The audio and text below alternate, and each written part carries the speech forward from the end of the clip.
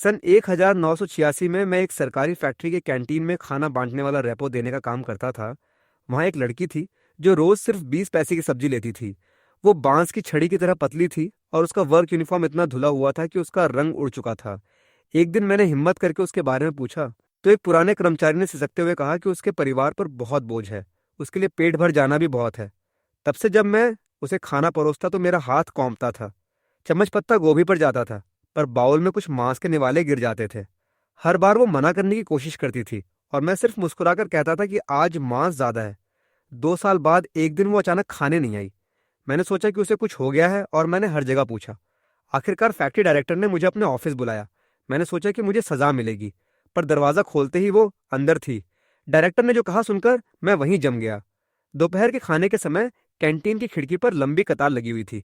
मैं खाना परोस रहा था, तभी एक डरी सहमी आवाज मेरे कानों तक पहुंची। मास्टर जी, एक राशन पत्ता गोभी और एक बाउल चावल।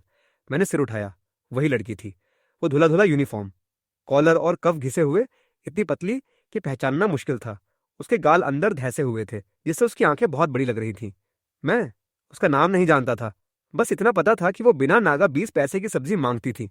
तब मैंने जानबूझकर हाथ हिलाया और पत्ता गोभी के नीचे छुपे हुए दम किए हुए सुअर के कुछ टुकड़े चम्मच से फिसलकर उसकी प्लेट में आ गिरे। वो लड़की सन्न रह गई। उसने मुझे डरी हुई आंखों से देखा। वो मांस को हटाने लगी, पर मैंने कलछी खींच ली और बस इतना कहा, आज मांस ज्यादा है। उसने होंठ हिलाए पर कुछ नहीं कहा। पास वाली खिड़की पर काम करने वाला मेरा साथी कानान डेंग ने सिर निकाला और एक व्यंग्यात्मक मुस्कान के साथ कुछ बुरा भला बुदबुदाया। मैंने उसकी तरफ ध्यान नहीं दिया।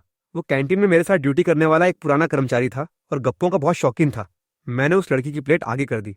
उसने सिर झुकाकर शुक्रिया कहा और जल्दी से चली गई। कानान डैंग ने अपनी व्यंग्यात्मक टिप्पणियां जारी रखी। कतार में लगे कुछ लोग चुपके से हंसने लगे। मैंने बड़ी कैरल उठाई और बर्तन में डाल दी। भाप ऊपर उठ रही थी। मेरी आवाज ठंडी थी। कानान डेंग ने अपना कॉलर पकड़ लिया और फिर कुछ नहीं बोला। वो लड़की सबसे दूर कोने में जाकर बैठ गई। वो बहुत धीरे धीरे खाती थी, सिर बहुत झुकाए। मैंने उसे पहले उन मांस के टुकड़ों को एक तरफ करते हुए देखा और फिर छोटे छोटे निवालों में चावल खाते हुए। काफी देर बाद उसने मांस का एक छोटा सा निवाला उठाया। बहुत देर तक झिझकती रही, फिर मुंह में डाला और बहुत धीरे धीरे चबाया, जैसे वो साधारण दम किया हुआ सुअर का मांस नहीं बल्कि कोई अनोखा व्यंजन हो। मेरा दिल भर आया। 80 के दशक में फैक्ट्री की हालत अभी भी अच्छी थी। कामगारों की तनख्वाह भी बुरी नहीं थी और कैंटीन में मांस के व्यंजन सिर्फ 40 पैसे में मिल जाते थे। ये लड़की कितनी मुश्किल हालात में होगी जो ऐसे जी रही थी। रात को वो फिर से आई। हमेशा की तरह सबसे सस्ती सब्जी मांगी। मैंने भी हमेशा की तरह अपना हाथ कंपाया। इस बार कुछ रिब के टुकड़े गिरे। उसने मना करना चाहा, पर मैंने उसे ऐसे देखा कि अगर तुमने ये नहीं खाया और फेंक दिया तो ये बर्बादी होगी। ले लो। उसने और ज्यादा नहीं कहा और प्लेट लेकर चली गई। कियान ने फिर एक बुरादा किया और अपनी खिड़की पर खड़े एक दूसरे कामगार से कहा, देख रहे हो कैसे कैंटीन के सामान से दूसरों पर एहसान कर रहा है, गंदे हाथ। वो कामगार बस बेचैनी से मुस्कुरा दिया और कुछ जवाब नहीं दिया। मैंने कलछी रखी, करवट बदली और कानान डेंग को देखा। कानान, साफ साफ बोल, किसके हाथ गंदे हैं? कानान डेंग ने उम्मीद नहीं की थी कि मैं सबके सामने उसे चुनौती दूंगा। वो एक पल को उलझन में पड़ गया। फिर उसने अपना कॉलर तानते हुए कहा, जिसकी जैसी नियत हो वो खुद समझ जाए। फैक्ट्री की चीजों को छूना भी मना है। ये नियम है। तुम उसे कई दिनों से मांस दे रहे हो। क्या तुम समझते हो डायरेक्टर को कुछ नहीं दिखता? मैं गुस्से से हंस पड़ा। जो मुझे मिलता है वो मेरी अपनी राशन है। अगर रात को मैं मांस नहीं खाता तो किसी को भी दे सकता हूँ। तुझे इससे क्या मतलब? कानान डेंग का चेहरा टमाटर की तरह लाल हो गया। उसने कहा, यह तो हड़ताल की बात है। मैं जरूर डायरेक्टर ल्यूसिस की शिकायत करूंगा। मैंने उसके साथ और समय बर्बाद नहीं किया। कलछी उठाई और खाना परोसते रहा। उस रात मैंने खाना नहीं खाया। मेरे अंदर आग लगी हुई थी।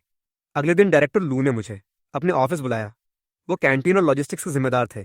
एक शांत स्वभाव के आदमी जिनका मानना था कि झगड़ों से बचकर चलना अच्छा होता है। डायरेक्टर लू ने सिसकारी भरी और हाथ मलते हुए कहा कि मामला खाना परोसने के तरीके को लेकर है। किसी ने शिकायत की है कि तुम एक कामगार महिला को अतिरिक्त मांस देते हो। मैंने सिर हिलाया, हाँ। डायरेक्टर यू को थोड़ा अचंभा हुआ कि मैंने इतनी आसानी से मान लिया। उसने अपना चश्मा टटोलते हुए कहा, हायांगो, मैं जानता हूँ तुम्हारी नीयत अच्छी है, पर कैंटीन के अपने नियम है, कीमतें तय हैं। इससे गलत उदाहरण बनता है। खासकर कानान डैंग के यहाँ से बहुत शिकायतें आ रही हैं। मैं मन ही मन हंसा। जाहिर है कानान डैंग को शिकायतें ही करनी थी। वो खुद कभी उन अधिकारियों को अतिरिक्त परोसना और अपने डिब्बे में सामान भरना नहीं भूलता था और अब नियमों का रखवाला बन रहा था। मैंने पूछा, डायरेक्टर, क्या आप जानते हैं उस लड़की की क्या हालत है? डायरेक्टर यू ने सिर हिलाया। वो नई है, 3rd वर्कशॉप में है। लगता है उसका नाम ज्यू सियाओ है और सुना है उसके परिवार पर काफी बोझ है। पर चाहे कितना भी बोझ हो, नियम तो नियम है। मैंने उसकी तरफ गौर से देखा। वो हर वक्त सिर्फ 20 पैसे की सब्जी खाती है। लगभग 1 महीने से हवा के झोंके से उड़ जाएगी। मैंने उसे देखा तो तरस आया और उसे थोड़ा मांस डाल दिया। ये नियम तोड़ना है। अगर इस फैक्ट्री में मानवता का लेश मात्र भी नहीं बचेगा तो हम ठंडी मशीन से कैसे अलग रहेंगे? डायरेक्टर लुआवाक रह गया। उसने अपना चश्मा उतारा और साफ किया। लीजियांगो, मैं तुम्हारी भावनाओं को समझता हूँ, पर नियम नियम होते हैं, इसलिए इस बार बात मत बढ़ने दो।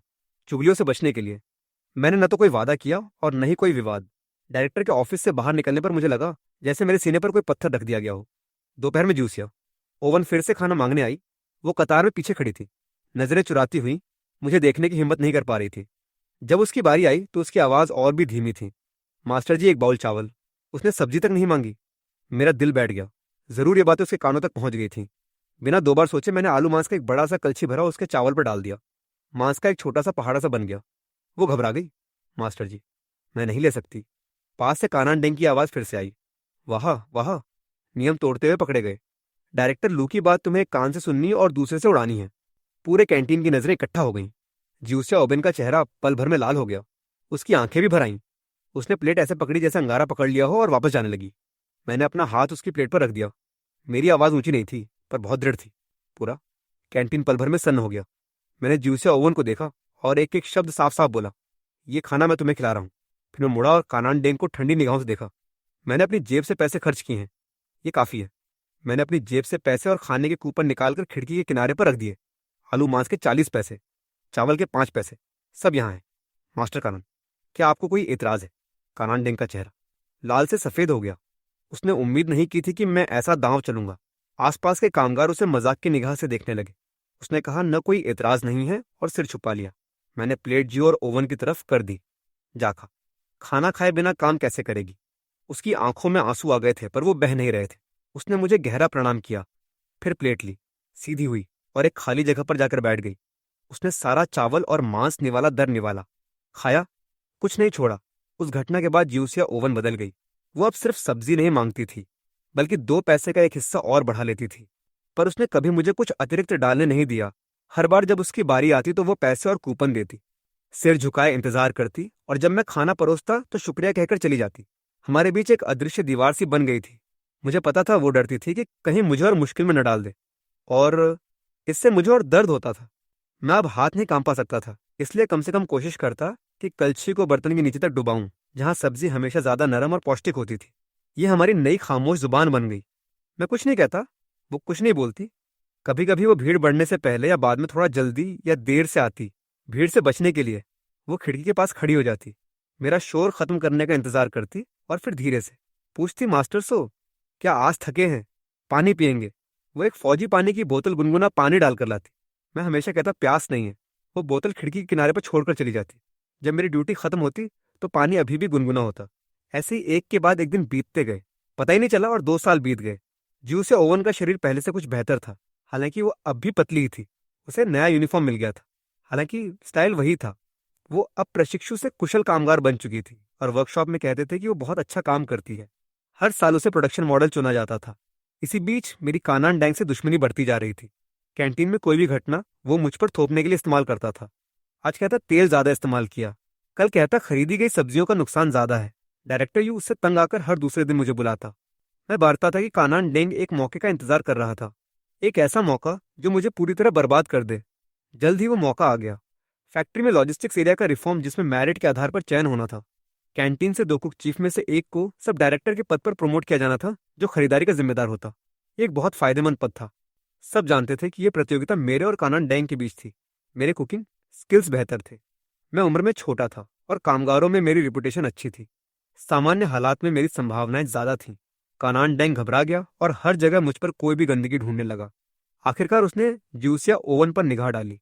एक शाम काम से लौटते समय कानान डेंग ने मुझे 2 गुंडों के साथ हॉस्टल के रास्ते पर रोक लिया। उसने कहा, लीजियांगो, बात करते हैं। मैं रुका और उसकी तरफ देखा। हमारी कुछ भी बात नहीं है। कानान डेंग और भी खुलकर मुस्कुराया। इतनी जल्दी मत जा। 3rd वर्कशॉप की उस ओव के साथ तुम्हारा क्या रिश्ता है? 2 साल से उसे अतिरिक्त खाना दे रहे हो। क्या तुम समझते हो मैंने नहीं देखा? क्या मैं ये फैक्ट्री के अधिकारियों तक पहुंचा दूं और कहूं कि तुम्हारा उसके साथ बेवजह का रोमांटिक रिश्ता है, जो काम के माहौल को खराब कर रहा है? तो क्या तुम सब डायरेक्टर बन पाओगे? मैंने अपनी मुट्ठियां भींच लीं। मैंने अपनी जिंदगी मैं इतना बेशर्म इंसान कभी नहीं देखा था। मैंने कहा, उससे मेरा क्या रिश्ता है? ये तुम्हारा काम नहीं। अगर तुमने फिर से ऐसी बदनामी की तो तुम्हारा मुंह फाड़ दूंगा। कानान डैंग जोर से हंसा। देखा, तुम कितना बौखला गए। अगर तुम बेकसूर होते तो इतना क्यों गुस्सा होते? मैं तुमसे कह रहा हूं लीजियांगो, ये सब डायरेक्टर का पद मेरा है। अगर तुम समझदार हो तो खुद ही पीछे हट जाओ, वरना मुझे सीरियस मत बनाओ। मैं तुम दोनों को फैक्ट्री बिना पद छोड़ूंगा। ये कहकर वो अकड़ता हुआ चला गया। मैं वहीं हाथ पैर जमाए खड़ा रहा। मैं जानता था कि कानान डेंग वो कर सकता था जो उसने कहा था। वो मुझे बर्बाद करना चाहता था। मैं हॉस्टल लौटा और पूरी रात सो नहीं पाया। उसका घिनौना चेहरा और उसकी बातें मेरे दिमाग में मक्खियों की तरह गूंजती रहीं। मुझे जो गुस्सा आ रहा था वो इसलिए नहीं था कि वो मेरा पद छीनना चाहता था। इस फैक्ट्री में मैंने 5 साल में अपने हुनर और ईमानदारी से सीखने वाले से हेड कुक का पद पाया था। मुझे गुस्सा इस बात का था कि वो एक बेगुनाह लड़की की इज्जत को अपने पद के लिए सीढ़ी बनाना चाहता था। उस जमाने में औरत के लिए इज्जत किसी भी चीज से ज्यादा कीमती थी। बेवजह का रोमांटिक रिश्ता जैसा लांछन लगते ही अफवाहें इंसान को दफना सकती थी। मैं ये नहीं होने दे सकता था। अगले दिन कैंटीन में मैं पूरी तरह तनाव में था। कानान डैंग मुझे अपनी जीत से उभरती नजरों से देख रहा था। खाना बनाते हुए एक धुन गुनगुना रहा था, ठीक उसी आवाज में जो मुझे सुनाई दे। उसने मुझे चिढ़ा रहा था। मैंने उसकी तरफ ध्यान नहीं दिया, चुपचाप काम करता रहा। पर जल्द ही मैंने देखा कि कुछ गड़बड़ है। खाने के लिए आने वाले कामगार मुझे अजीब तरह से देख रहे थे। कुछ आपस में कानाफूसी कर रहे थे। एक बुजुर्ग कामगार जिसके साथ हमेशा मेरे अच्छे संबंध रहे थे, उसने अपनी राशन लेते हुए कुछ कहना चाहा, पर आखिर में केवल एक भारी सिसकारी भरी और मेरे कंधे पर थपकी दे दी। मैं समझ गया कि कानान डेंग काम कर चुका था। अफवाहें अदृश्य जाल की तरह थीं जो धीरे धीरे कस रही थीं। दोपहर को जूस या ओवन नहीं आई। मेरा दिल बैठ गया। कतार समाप्त हो गई, पर उसकी प्लेट नहीं दिखी। पूरी शाम मैं व्याकुल रहा। खाना बनाते समय नमक के बजाय चीनी डालने वाला था। रात को आखिरकार वो आई। वो कतार के आखिर में खड़ी थी, पहले से ज्यादा पतली, चेहरा पीला, सिर झुकाए, नजरें जमीन पर टिकाए। उसकी आवाज कांप रही थी। उसने खाना मांगा। उसकी बात ने मेरे दिल में सुई चुभो दी। मैंने उसे चावल परोसा और आदत से एक कलछी बैंगन डालने लगा। जो ही हाथ बढ़ाया वो एक कदम पीछे हट गई, जैसे मैंने उसे डरा दिया हो। मैं हाथ हवा में ही रह गया। उसकी उड़ती हुई परछाई देखता रहा और एक अंधा गुस्सा मेरे सिर पर चढ़ गया। यह गुस्सा उसके खिलाफ नहीं था, बल्कि कानान डैंग के खिलाफ था, और उन सबके खिलाफ था जो अफवाहें फैला रहे थे। कानान डैंग की आवाज फिर से गूंजी। उसने मजाक के लहजे में कहा, मैं तुम्हें सलाह देता हूं कि वो सोच छोड़ दो। वो लड़की भी सीधी सादी है, तुमसे कुछ लेना देना नहीं चाहती। मैंने गुस्से में कलछी जोर से चूल्हे पर पटक दी। एक जोरदार धमाका हुआ। पूरा कैंटीन सन्न हो गया। मैंने आग बबूला होकर कानान डैंग पर उंगली उठाई। कानान डैंग, देख ले, अपनी जुबान संभाल। अगर तूने फिर से किसी की इज्जत पर कीचड़ उछाला तो मैं तुझे छोड़ूंगा नहीं।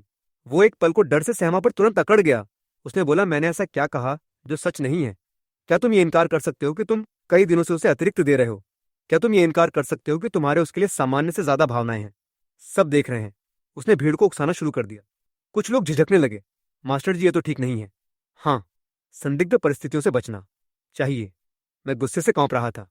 मैं उनके मुंह खोलते और बंद करते देख रहा था और सिर्फ घृणा महसूस कर रहा था। उन्हें सच से कोई मतलब नहीं था। उन्हें बस कुछ बात करने का सहारा चाहिए था। उसी समय डायरेक्टर लू ऑफिस से बाहर भागा। क्या ये हंगामा है? तुम सब यहाँ क्या कर रहे हो? उसने भीड़ को तितर बितर किया, फिर मेरा हाथ पकड़ा। ली जांगो, तुम मेरे साथ आओ। वो मुझे खींचता हुआ ऑफिस ले गया। कानान डेंग में इतनी औकात थी कि वो हमारे पीछे आ गया। डायरेक्टर यू ने बड़े दुखी मुंह से हम दोनों की तरफ देखा। कानान डेंग, तुम बोलो। कानान डेंग ने मजलूम बनकर पूरी कहानी को सजा सजाकर बड़ा चढ़ाकर पेश किया। आखिर में उसने अपनी जेब से एक चिट्ठी निकालकर मेज पर रख दी। डायरेक्टर साहब, अकेले मैं ही नहीं, सब नाराज हैं। ली जांगो का व्यवहार हमारी फैक्ट्री के अच्छे माहौल को बहुत नुकसान पहुंचा रहा है, और वो सार्वजनिक संपत्ति का इस्तेमाल करके किसी को रिझाने की कोशिश कर रहा है। ये भ्रष्टाचार है। एक पुराने कर्मचारी होने के नाते मेरा फर्ज बनता है कि मैं अधिकारियों को इसकी सूचना दूं। ये शिकायत पत्र तैयार है।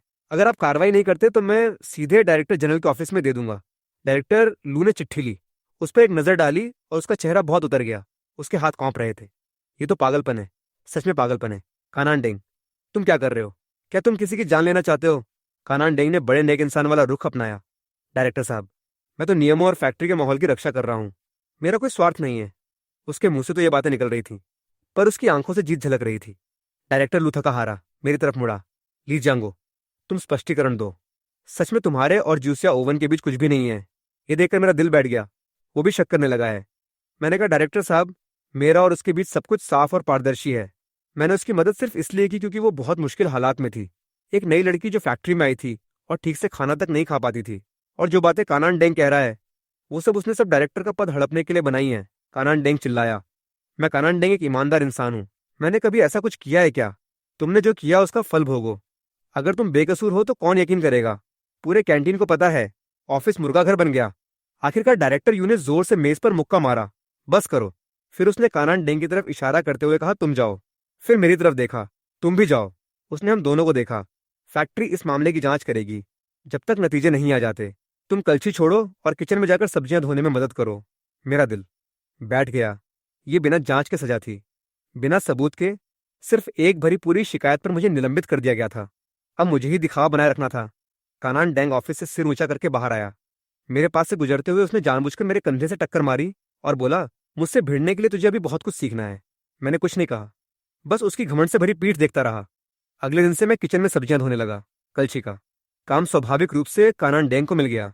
अब वो कैंटीन का इकलौता शेफ था और बड़े अकड़ से मुझे हुक्म चला रहा था। लीजांगो, वो आलू अच्छे से धो। क्या दिख नहीं रहा? अभी भी मिट्टी लगी है। लीजांगो पैर हिला।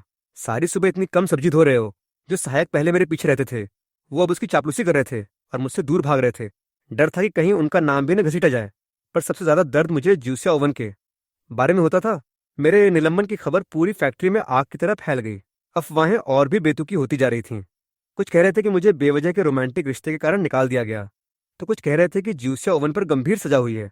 लगातार 3 दिनों तक मैंने उसे कैंटीन में नहीं देखा, मानो वो गायब हो गई हो। मैं बेचैन हो गया।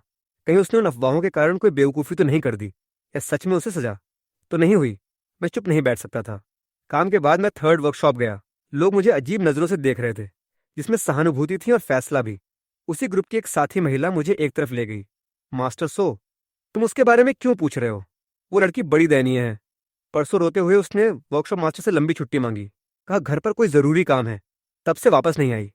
कहते हैं गांव चली गई। हाय, तुम लोगों ने इस झंझट के कारण उसे जाने को मजबूर कर दिया।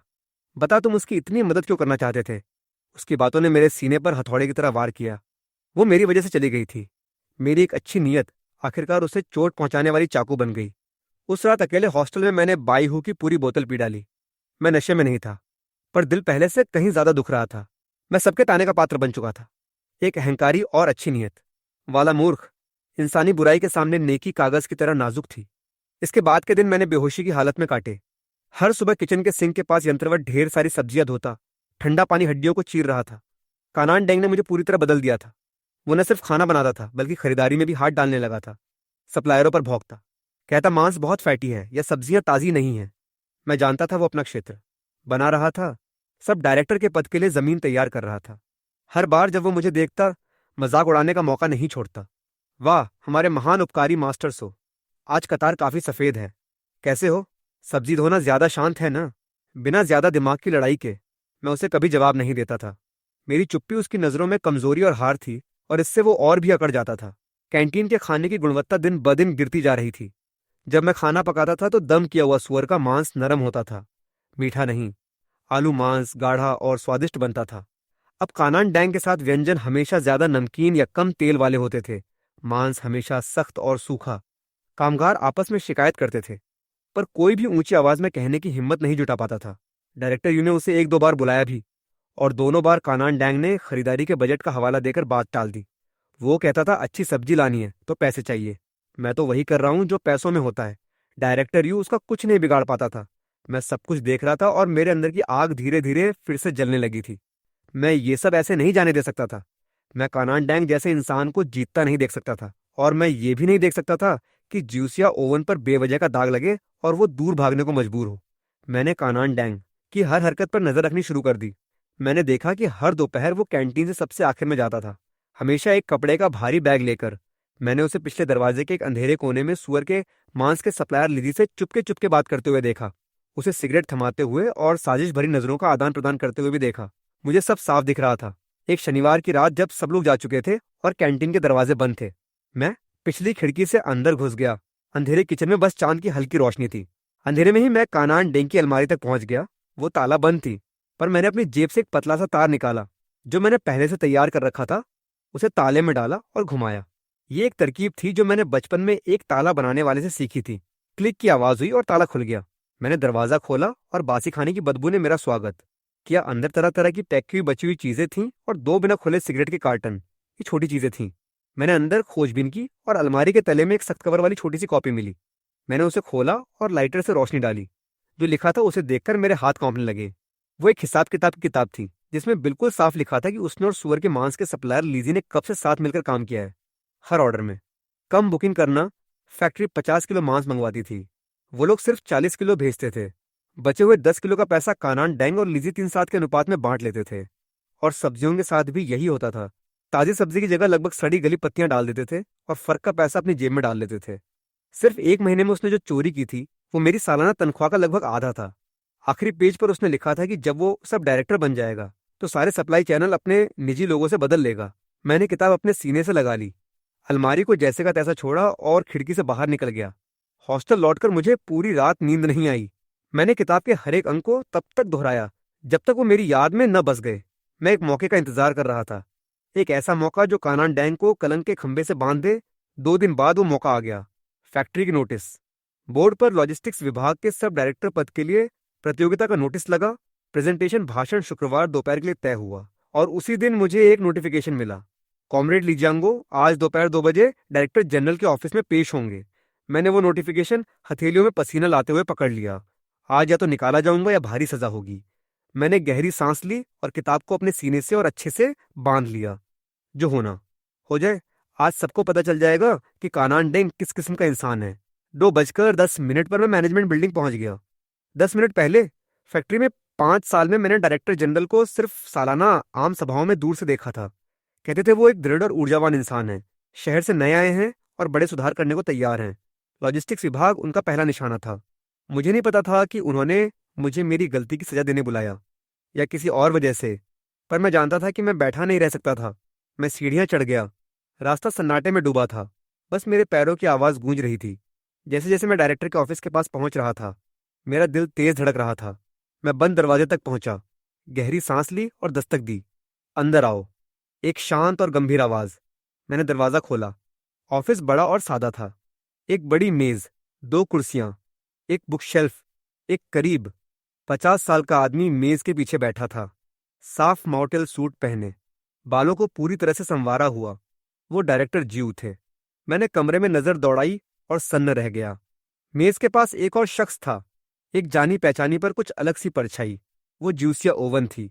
वो भी मुझे देख रही थी, पर मेरे सामने वो लड़की उससे बिल्कुल अलग थी जिसे मैं याद करता था। वो जो हमेशा झुकी और डरी रहती थी। उसने एक साधारण साफ सुथरी ड्रेस पहनी थी जो उसे सीधा खड़ा कर रही थी। बाल एक साफ चोटी में बंधे थे। उसका माथा साफ था। उसके चेहरे पर अब कुपोषण की वो पीली रंगत नहीं थी, बल्कि एक स्वस्थ चमक थी। और सबसे बढ़कर उसकी आंखें अब न चुराने वाली थीं, न डरी हुई और न ही हीन भावना से भरी। वो मुझे एकदम शांति से, धीरज से और यहां तक कि थोड़ी सी माफी के साथ देख रही थी। मुझे देखते ही उसने हल्का सिर हिलाया और होंठ हिलाए, जैसे कुछ कहना चाहती हो। मेरा दिमाग सुन्न हो गया था। क्या हो रहा था? वो गांव नहीं गई थी। वो डायरेक्टर के ऑफिस में कैसे थी? आप कॉमरेड ली है ना? डायरेक्टर की आवाज ने मुझे विचारों से बाहर निकाला। मैं चौंका और हकीकत में आया। हाँ डायरेक्टर साहब, मैं लीजांगो हूं। डायरेक्टर जीव ने सामने वाली कुर्सी की तरफ इशारा किया। बैठिए। मैं अकड़ कर बैठ गया। मांसपेशियां तनी हुई थीं, पर मेरी नजरें बार बार ज्यूसिया ओवन की तरफ जा रही थीं। उसने मेरा उलझन देखा तो मुझे एक भरोसे वाली मुस्कान दी। डायरेक्टर जीव ने सब कुछ देखा। बिना किसी परिचय के उसने मेज से एक फाइल उठाई और मेरी तरफ बढ़ा दी। कॉमरेड लीजियांगो, पहले ये पढ़िए। मैंने उलझन में खोली। अंदर कागजों की मोटी सी गड्डी थी। पहला पेज फैक्ट्री में शामिल होने से लेकर अब तक की मेरी पर्सनल फाइल थी। पद बदलना, सालाना मूल्यांकन, सब कुछ बिल्कुल बारीकी से लिखा था। मैंने पन्ना पलटा। उसके बाद एक हाथ से लिखी हुई कॉपी थी, छोटे और सुंदर अक्षरों। मैं कंटेंट पढ़कर मेरा दिल धक से रह गया। 12 मार्च 1984 को मास्टर लीजांग ने बूढ़ी औरत वांग के लिए टपकती हुई डिब्बी को बिना कुछ लिए ठीक किया। 5 जुलाई 1984 को कैंटीन में तरबूजों की एक खेप आई। मास्टर कान ने अपने लिए सबसे बड़ा टुकड़ा रख लिया। मास्टर लीजियांगो ने अपना हिस्सा अप्रेंटिसों में बांट दिया। 20 जनवरी 1985 को मास्टर लीजियांगो ने नई आई अप्रेंटिस ज्यूसिया ओवन पर ध्यान दिया, जो सिर्फ सब्जी मांगती थी। पहली बार उसका हाथ कांपा और उसने दम किए हुए सुअर के 2 टुकड़े डाल दिए। एक के बाद एक घटना, एक के बाद एक बात। सब छोटी छोटी चीजें थीं जिन्हें मैं बहुत पहले भूल चुका था। ये रिकॉर्ड उस दिन से शुरू हुए थे जब मैंने 2 साल पहले ज्यूसिया ओवन की मदद करना शुरू किया था, और तब तक जारी रहे जब तक मुझे सब्जियां धोने को नहीं कहा गया। हर नोट के हाशिए पर मेरे स्वभाव, मेरे व्यवहार और यहां तक कि कानान डेंग के खिलाफ मेरी मानसिक स्थिति का विस्तृत विश्लेषण था। मैंने अवाक होकर सिर उठाया और ज्यूसिया ओवन की तरफ देखा। वो चुपचाप मुझे देख रही थी। उसकी आंखों में एहसान और प्रशंसा थी। मुझे सब कुछ एक साथ समझ में आ गया। ये सब उसी ने लिखा था। मेरा दिल और भी तेज धड़कने लगा। मेरे दिमाग में एक अकल्पनीय धारणा बनने लगी। तब डायरेक्टर जीव बोले, उनकी आवाज शांत थी, पर जो कहा उसने मेरे कानों में बिजली की कड़क की तरह असर किया। कॉमरेड लीजांगो, मैं आपको औपचारिक रूप से परिचय कराता हूँ। ये मेरी बेटी है, ज्यूसिया ओवन। मेरा दिमाग ठप हो गया। ज्यूसिया डायरेक्टर की बेटी थी। मैं बारी बारी से ज्यूसिया और फिर डायरेक्टर जियो को देखता रहा और देखा कि पिता और बेटी में समानता थी, खासकर आंखें, एक जैसी तेज और बुद्धिमान। पर उस सुंदर, शांत युवा महिला को उस छरहरी लड़की से जोड़ना नामुमकिन था, जो कैंटीन के कोने में सफेद चावल और पत्ता गोभी खाती थी। डायरेक्टर ज्यू मेरे अचंभे को समझ गए। वो खिड़की के पास गए, फैक्ट्री के यार्ड में आते जाते कामगारों को देखा और फिर शांति से बोलना शुरू किया। कॉमरेड लीजांगो, मुझे पता है आपके मन में बहुत सारे सवाल हैं। ये एक लंबी कहानी है। जब से मैं रेड स्टार फैक्ट्री में आया हूँ, मुझे पता है कि अब पुरानी समस्याएं जड़ जमा चुकी हैं। खासकर लॉजिस्टिक सिस्टम में बहुत से लोगों के लिए काम कम है, भ्रष्टाचार आम है। ये कठिन पत्थर था। इसे सुधारने के लिए हकीकत जानना जरूरी था, पर ऑफिस में बैठकर रिपोर्टें सुनने से सच्चाई कभी नहीं सुनाई देती। इसलिए मैंने जूसिया ओवन से कहा कि वो अपनी पहचान छुपाए और एक आम कामगार की तरह सबसे बुनियादी वर्कशॉप में काम करे और अपनी आंखों और कानों से मेरी मदद करे। उसकी आवाज में दर्द था जब उसने कहा। ज्यूसिया ओवन ने कैंटीन में लगभग 1 महीने तक सस्ती सब्जियां खाईं। किसी भी लॉजिस्टिक्स अधिकारी ने इस पर ध्यान नहीं दिया। उन्हें सिर्फ रिपोर्ट के आंकड़े दिखते थे, पर वो ये नहीं देख पाई कि एक जीती जागती इंसानी जान का पेट नहीं भरता। तब तक आप नहीं आए। डायरेक्टर ज्यू मुड़े। उनकी नजरें मुझ पर टिक गईं। आप कोई बड़ा अफसर नहीं थे, बस एक साधारण कुक थे। पर आपने उसकी मुश्किलें देखी और जब सबसे ज्यादा जरूरत थी, उसकी मदद के लिए हाथ बढ़ाया। हर बार जब आपका हाथ कांपता, उसमें से नियमों की ठंडक नहीं बल्कि दिलों की गर्माहट टपकती थी। मेरा चेहरा गर्म हो गया। मुझे नहीं पता था कि क्या कहूं। मैंने तो बस वही किया जो करना चाहिए था। तब ज्यूसिया ओवन ने आगे बढ़कर मुझे गहरा प्रणाम किया। मास्टर, सो मुझे माफ कर दीजिए। मैं आपसे सब कुछ छुपा रही थी और बहुत शुक्रिया। उन 2 सालों में आपके बिना शायद मैं सहन न कर पाती। आपने मुझे जो दिए वो सिर्फ मांस के कुछ टुकड़े नहीं थे, बल्कि सबसे मुश्किल वक्त में ये देखने का मौका था कि इस दुनिया में अभी भी अच्छाई और गर्माहट बची। मैं जल्द में जल्दी से उठ खड़ा हुआ। प्लीज ऐसा मत कहिए, मैं इस लायक नहीं हूं। आखिरकार मुझे सब समझ में आ गया। ये सब 2 साल की लंबी परीक्षा और अवलोकन था। ज्यूसिया ओवन वो आंखें थीं जो डायरेक्टर ने जमीनी स्तर पर भेजी थीं, और मैं बिना जाने उसके अवलोकन रिपोर्ट के मुख्य पात्रों में से एक बन चुका था। डायरेक्टर ज्यू अपनी कुर्सी पर लौट आए। उनका चेहरा और भी गंभीर था। ज्यूसिया की रिपोर्ट ने मुझे दिखाया कि एक ईमानदार, दयालु और जिम्मेदार लीजियांगो है, और दूसरी तरफ एक कानान डेंग है जो ऊपरों को धोखा देता है, आपस में फूट डालता है और बुरी नीयत रखता है। खासकर हाल ही में जो कुछ हुआ, उसने मुझे कुछ लोगों के बदसूरत चेहरे दिखा दिए। कॉमरेड लीजियांगो, आपने एक साथी की मदद करने के कारण अनुचित सस्पेंशन सहा, और ज्यूसिया ओवन अफवाहों के कारण अस्थायी रूप से फैक्ट्री छोड़ने को मजबूर हुई। एक डायरेक्टर होने के नाते मेरी जिम्मेदारी बनती है। आज मैंने आपको पहले तो माफी मांगने के लिए बुलाया है और दूसरे एक काम पूछने के लिए। मैंने कहा डायरेक्टर, जो मेरे बस में हो। डायरेक्टर ज्यू ने संतुष्टि से सिर हिलाया। कनानडेंग का मामला अफवाहें फैलाने से कहीं ज्यादा गहरा है।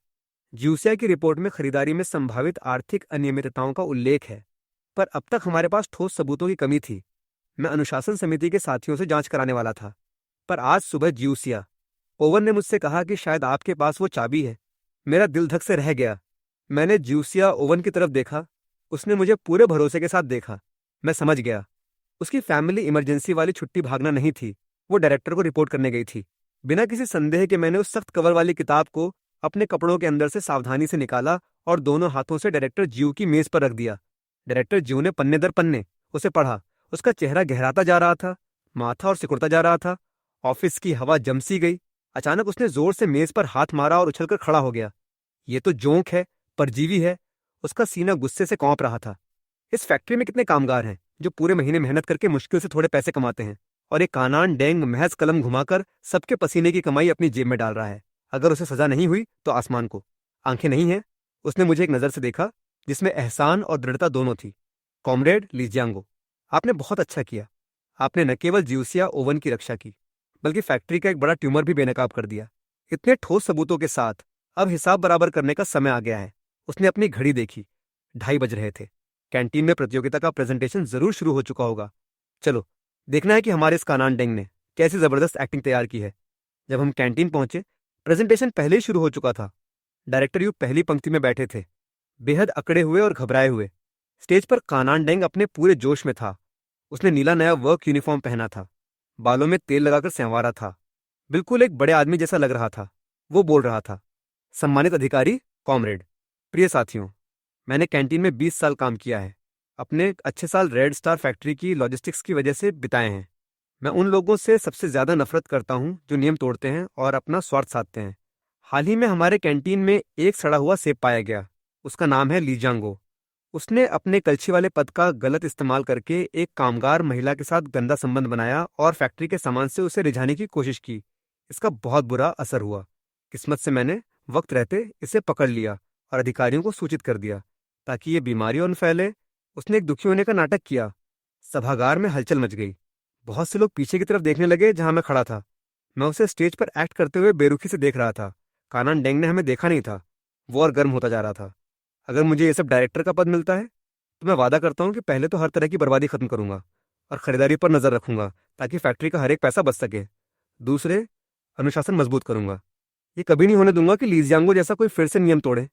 तीसरे, मैं ईमानदारी और सच्चाई का उदाहरण पेश करूंगा। मैं आप सबसे कहता हूं कि मेरी निगरानी करें। इतना कहकर उसने गहरा प्रणाम किया। तालियों की बौछार हो गई। कानान डेंग सीधा हुआ और जीत की मुस्कान के साथ मेरी तरफ एक चुनौती भरी नजर डाली जिसमें घृणा और बड़प्पन दोनों था। उसी समय एंट्रेंस से एक जोरदार आवाज आई। बहुत खूब। यकीनन तुम गाना बहुत अच्छा गाते हो पर जीना नहीं जानते। डायरेक्टर जीव हाथ पीट करके कैंटीन के दरवाजे से कदमताल करता हुआ अंदर आया। पल भर में कैंटीन में सन्नाटा छा गया। सबकी नजरें उस पर टिक गईं। लोग हैरान और अपरिचित थे। डायरेक्टर जनरल खुद कैंटीन के सब डायरेक्टर के चयन में क्यों शामिल होगा? कानान डेंग के चेहरे की मुस्कान जम गई। उसने डायरेक्टर को देखा, फिर उसके पीछे जूसिया, ओवन और मुझे देखा। उसका चेहरा पल भर में सफेद हो गया और उसकी आंखों में घबराहट दौड़ गई। डायरेक्टर लू डर के मारे उछलकर खड़ा हो गया। डायरेक्टर साहब, आप यहाँ कैसे पहुंचे? डायरेक्टर जीव ने उसकी तरफ ध्यान नहीं दिया। वो स्टेज के सामने तक चला गया। मौजूदा कामगारों पर एक नजर डाली, फिर बिजली की तरह कानान डेंग पर बोला।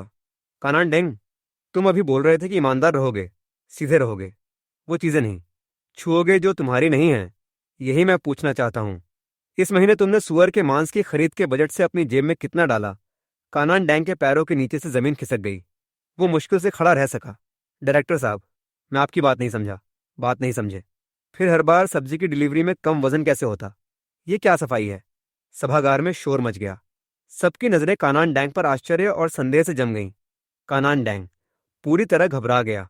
उसने मेरी तरफ उंगली उठाई और चिल्लाया, डायरेक्टर साहब, आप इसकी बात मत सुनो। ये सब लीजियांगो की बदनामी है। उसने मुझे रिपोर्ट किया था और अब मुझे बर्बाद करना चाहता है। लीजियांगो, तू बदमाश है कहीं का।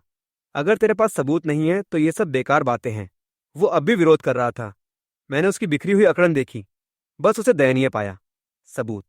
डायरेक्टर जीव ने अपनी जेब से वो सख्त कवर वाली किताब निकाली। कानान डेंग, आंखें खोलकर देख ये क्या है। फिर उसने ऊंची आवाज में पढ़ना शुरू किया। 5 अगस्त, खाना पकाने में धोखा। 10 किलो सुअर का मांस, 21 युआन का लाभ। 9 अगस्त, ताजी सब्जी की जगह सड़ी हुई डाली। 8 युआन 50 पैसे का अंतर। हर एक आंकड़ा पढ़ने के साथ डायरेक्टर जीव की आवाज बढ़ती जा रही थी और कानान डेंग का चेहरा एक शेड हल्का होता जा रहा था। जब आखिरी नोट पर पहुंचा, कानान डेंग भूत जैसा सफेद हो चुका था। उसका पूरा शरीर कौंप रहा था। ये मेरा नहीं है, ये नकली है। वो अब भी अपना नाटक जारी रखे हुए था। नकली। डायरेक्टर जीव ने किताब उसके सामने फेंक दी। देख ले, ये तुम्हारी अपनी लिखावट है या नहीं? फिर वो सब मौजूद लोगों की तरफ मुड़ा। उसकी आवाज साफ और कड़क थी। साथियों, आज मैं आपको एक और शख्स से मिलवाना चाहता हूँ। उसने ज्यूसिया ओवन को अपने सामने किया। ये मेरी बेटी है, ज्यूसिया ओवन। पिछले 2 सालों से वो तुम लोगों के बीच एक आम कामगार बनकर रही है। उसने हमारे रेड स्टार फैक्ट्री की अच्छाइयां देखी हैं और उसने वो गंदगी भी देखी है जो कानान डेंग जैसे लोग हमारे बीच छुपाते हैं। कैंटीन में हंगामा मच गया। सब लोग आश्चर्य से ज्यूसिया ओवन को देख रहे थे।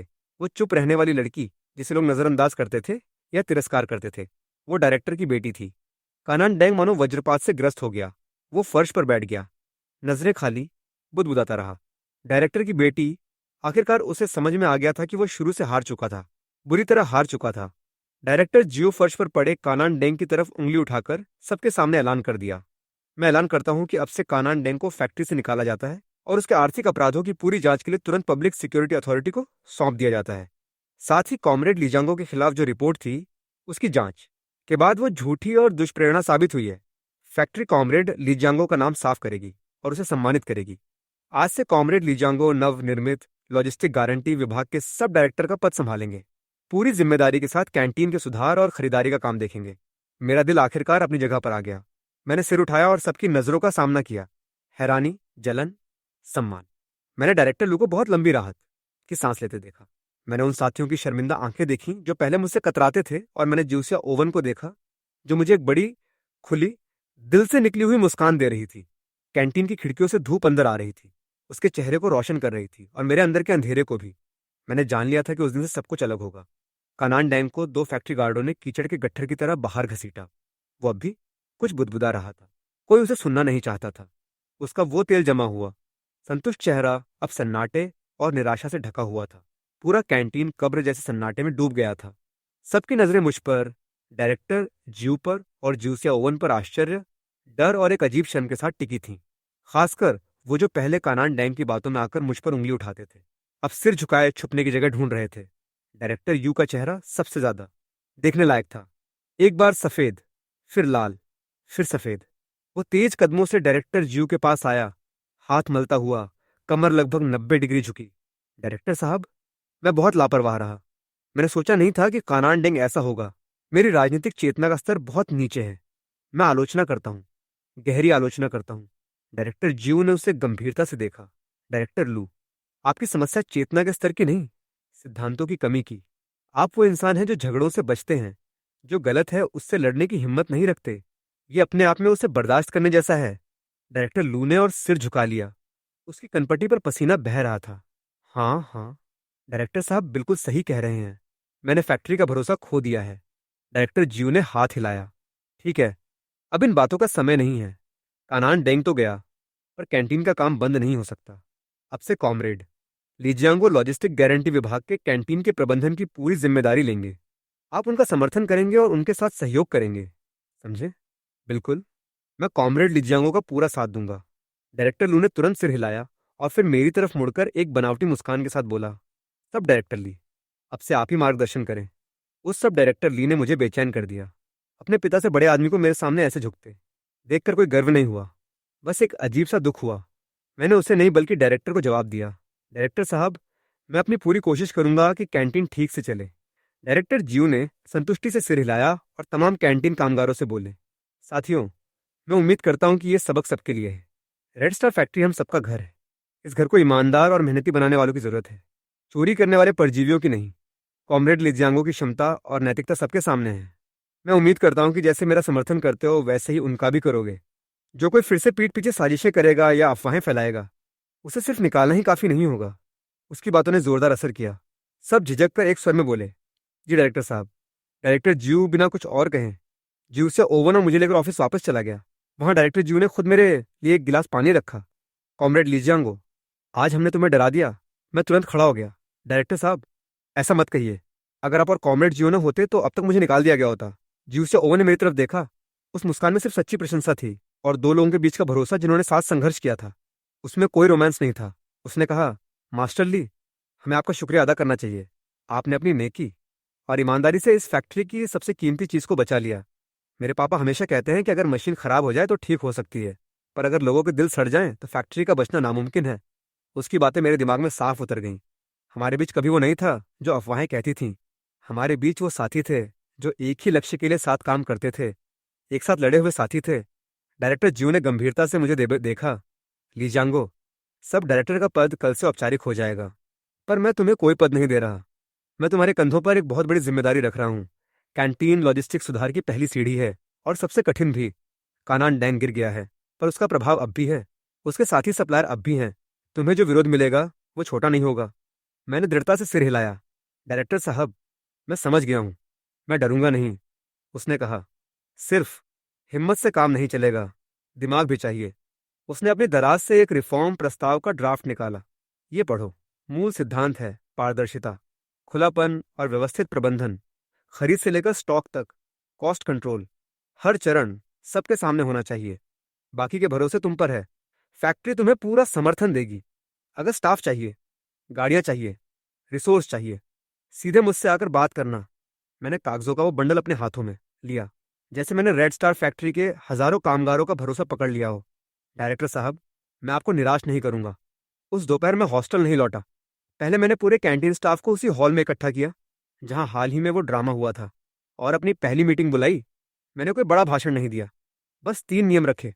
पहला, कल से कामगार प्रतिनिधियों की एक फूड सुपरविजन कमेटी बनाई जाएगी जो खरीद सफल, स्वच्छता और खाने की गुणवत्ता के रैंडम चेक करेगी। राय सीधे कैंटीन के नोटिस बोर्ड पर पोस्ट की जाएगी। दूसरा, हर खरीद में कम से कम 2 लोग होंगे। साइट पर सत्यापन, तौल और हस्ताक्षर होंगे। हिसाब रोजाना लिया जाएगा और हफ्ते में पब्लिश किया जाएगा। तीसरा और सबसे जरूरी, मैंने दीवार पर लिखे सर्वेंट ऑफ द पीपल का नारा दिखाकर सबसे कहा, हम कुक हैं। हमारा एकमात्र मिशन है कि साथी कामगार गरम गरम, साफ सुथरा और बिना किसी चिंता के खाना खाएं।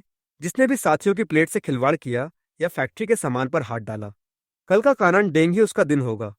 जब मैंने बात करनी समाप्त की, कैंटीन में सन्नाटा था। उन नजरों में जो पहले सुस्त या चालाक थीं, चुपचाप कुछ बदलना शुरू हो गया था। अगले दिन मेरी नियुक्ति का नोटिफिकेशन फैक्ट्री के सबसे सुनसान नोटिस बोर्ड पर चस्पा कर दिया गया। लाल लेटर हेड पर काले अक्षर, कॉमरेड लीजियांगो, लॉजिस्टिक गारंटी। विभाग के सब डायरेक्टर नियुक्त किए गए। मैं रेड स्टार फैक्ट्री के इतिहास में सबसे कम उम्र के सब डायरेक्टरों में से एक बन गया था। जब मैं कैंटीन पहुंचा, माहौल साफ अलग था। किचन के सहायक अब मुझे देखकर नहीं छुपते थे। वो खुद आकर सम्मान से नमस्ते करते थे। काम करने की रफ्तार बढ़ गई थी। चॉपिंग बोर्ड चमक रहे थे। फर्श को हर कोने तक साफ किया गया था। पर मैं जानता था कि असली लड़ाई अभी शुरू हुई थी। सुबह 9 बजे सप्लाई। ट्रक आया। ड्राइवर पर लिजी था, कानान डेंग का सबसे बड़ा साथी। 40 साल से ज्यादा उम्र का एक मोटा सा बदमाश, जिसके गले में उस जमाने में चमकती हुई मोटी सोने की चेन थी। उसने हमेशा की तरह ट्रक पिछले दरवाजे पर रोका, कैब से कूदा और चिल्लाया, सामान उतारो, आज 50 किलो बेली पोर्क है, सब हाथ बैंटाओ। मैं किचन से बाहर आया और दरवाजे पर जा खड़ा हुआ। लिजी ने मुझे देखा, एक पल को झिझका, फिर तुरंत एक झूठी मुस्कान बिखेरी। उसने अपनी जेब से महंगे सिगरेट का एक पैकेट निकाला और मुझे ऑफर करते हुए बात करना शुरू कर दिया। सब डायरेक्टर ली। उसने हैप्पी कॉपरेशन के स्वर पर जोर दिया और एक छिपी हुई चुनौती और कोशिश की निगाह से देखा। मैंने सिगरेट नहीं ली। मैंने बस कहा, लीजी, सहयोग दो तरफा होता है। आज से कैंटीन के नए नियम हैं। सारा माल तौल के बाद ही स्वीकार किया जाएगा। मैंने किचन के दरवाजे के पास रखे नए प्लेटफॉर्म स्केल की तरफ इशारा किया। उसके पास 2 कामगार सुपरवाइजर खड़े थे, जो मैंने वर्कशॉप से लाए थे। हाथों में कागज और पेन थे। लीजी का चेहरा फौरन बदल गया। उसकी मुस्कान जम गई। उसने कहा, सब डायरेक्टर ली, इसका क्या मतलब है? हम इतने सालों से साथ काम कर रहे हैं, क्या आपको मुझ पर भरोसा नहीं है? मैंने कहा, यह भरोसे की बात नहीं, स्केल की बात है। नियम होते हैं, सबके लिए एक समान। मांस लाइए, तौलेंगे। लीजी की आंख के कोने पर एक नस कौंप गई। वो जानता था कि अगर स्केल पर गया तो उसका खेल खत्म हो जाएगा। वो कभी न तौलने का आदी था। कानान डेंग उसके कहे बिन तौले मांस मान लेता था। कुछ सेकंड की झिझक के बाद उसने अपने सहायकों से इशारा किया। उन्होंने टोकरी उठाकर स्केल पर रख दी। मैं पास आया और बाट समायोजित किए। सबकी नजरें हिलती हुई स्केल रॉड पर जम गईं। दोनों सुपरवाइजर गर्दनें फैलाकर देख रहे थे। स्केल रॉड स्थिर हो गई। मैंने रीडिंग देखी और एक ठंडी हंसी हंसा। मैंने रॉड की तरफ इशारा करते हुए कहा, देखो, नंबर 50 किलो से साफ कम थे। कैंटीन कामगारों और वहां से गुजर रहे अन्य कर्मचारियों में हलचल मच गई। लीजी का चेहरा सुअर के कलेजे की तरह लाल हो गया। उसके माथे पर पसीना बह रहा था। उसने मुझ पर उंगली उठाई और पागलों की तरह आरोप लगाने लगा कि मैंने स्केल से छेड़छाड़ की है। मैं उसके लिए तैयार था। मैंने किचन से आटे का एक बोरा निकाला, जिसे पहले से तौल कर रखा था। उस पर 10 किलो सटीक मुहर थी। मैंने उसे स्केल पर रखा। रॉड ने ठीक 10 किलो दिखाया। हकीकत साबित हो चुकी थी। अब लिजी के पास कहने को कुछ नहीं बचा था। आसपास के कामगार उसे खूब गालियां दे रहे थे। लिजी उन्हें नफरत भरी नजरों से देख रहा था। फिर उसने मुझे विशुद्ध रिसेंटमेंट के साथ देखा। वो जानता था कि यहां उसका काम खत्म हो चुका है। उसने अपने सहायकों से कहा, टोकरी पकड़ी और जाने को हुआ। मैंने कहा, ये मांस अपने साथ ले जाओगे तो शायद फैक्ट्री तुमसे हमेशा के लिए खरीदारी करना छोड़ देगी। लिजी घूमा, तुम मुझे धमका रहे हो। मैंने कहा, मैं तुम्हें तुम्हारे किए के परिणाम बता रहा हूं, बाकी तुम्हारी मर्जी। लिजी ने दांत पीस लिए। मत करो हमारे साथ व्यापार, मैं तुम्हें बता दूं। आज तुमने मुझे नाराज कर दिया है। अब से शहर से तुम्हें 1 किलो अच्छा मांस भी नहीं मिलेगा। मैं इस बाजार का सबसे बड़ा थोक विक्रेता हूं। यह खुली धमकी थी। लिजी के पास कई बूचड़खानों और सप्लाई नेटवर्क पर कंट्रोल था। अगर उसने हमारी बदनामी कर दी तो हमें सप्लाई में एक गंभीर समस्या आ सकती थी। पर मैं डरने वाला था। मैंने उसकी नजरों में नजरें डालकर कहा, लिजी, अगर तुम हमारे साथ बिजनेस नहीं करना चाहते, ये तुम्हारी मर्जी है। शहर से बाहर भी तो अच्छा मांस मिलता है। पता नहीं किसने शुरू किया, लेकिन एक जयकार सुनाई दी और फिर तालियों की गड़गड़ाहट हुई। उस गड़गड़ाहट के बीच लिजी बेहद पीला पड़ गया था, जैसे उसका खून निकल गया हो। वो जानता था कि इस जगह पर उसका खेल समाप्त हो चुका था। वो आवारा कुत्ते की तरह ट्रक में घुस गया और लोगों के उपहास के बीच शर्मिंदगी से भाग गया। जब मैं ट्रक को जाते देख रहा था, मुझे कोई राहत नहीं मिल रही थी। मैं जानता था कि लिजी को भगाना सिर्फ ट्यूमर की एक शाखा को काटना था। असली चुनौती कैंटीन के लिए एक साफ और नया आपूर्ति मार्ग ढूंढना था। लिजी की धमकी जल्दी सच हो गई। अगले दिन सुबह मैं म्यूनिसिपल मार्केट और फूड स्टेशन गया, पर लगातार 4-5 जगहों पर मना कर दिया गया। जो विक्रेता पहले मुझे अच्छी तरह देखते थे, वो अब मुझसे कुछ भी लेना देना नहीं चाहते थे। कुछ कहते आज सब बुक है, कुछ कहते उनके नियम बड़ी फैक्ट्रियों के साथ नहीं मिलते। एक ने, जिसका लीजी से अच्छा संबंध था, उसने सीधा कहा, सब डायरेक्टर ली, तुमने लीजी साहब को नाराज कर दिया है, फिर भी यहां से खरीदना चाहते हो। किसी को बर्बाद करना उसके पिता को मारने जैसा है। यहाँ के नियम है निमित्ता। तुम अभी बहुत छोटे हो। मैं खाली हाथ लौटा, पर दिल और शांत था। इसी से साबित हो गया था कि मैं सही दिशा में जा रहा हूँ। कानान डेंग और लीजी ने भ्रष्टाचार का एक विशाल जाल बुन रखा था, जो पूरे शहर के सप्लाई चैनल्स पर काबिज था। अगर मैं झुक गया तो सुधार बेकार था। फैक्ट्री लौटने पर डायरेक्टर लू कैंटीन में मेरे ऑफिस में गर्म तवे पर चींटी की तरह चक्कर लगा रहे। उस लीजी कमीने ने हमारे सारे रास्ते बंद कर दिए। कल क्या होगा? अगर खाना नहीं रहा तो कामगार शोर मचा देंगे।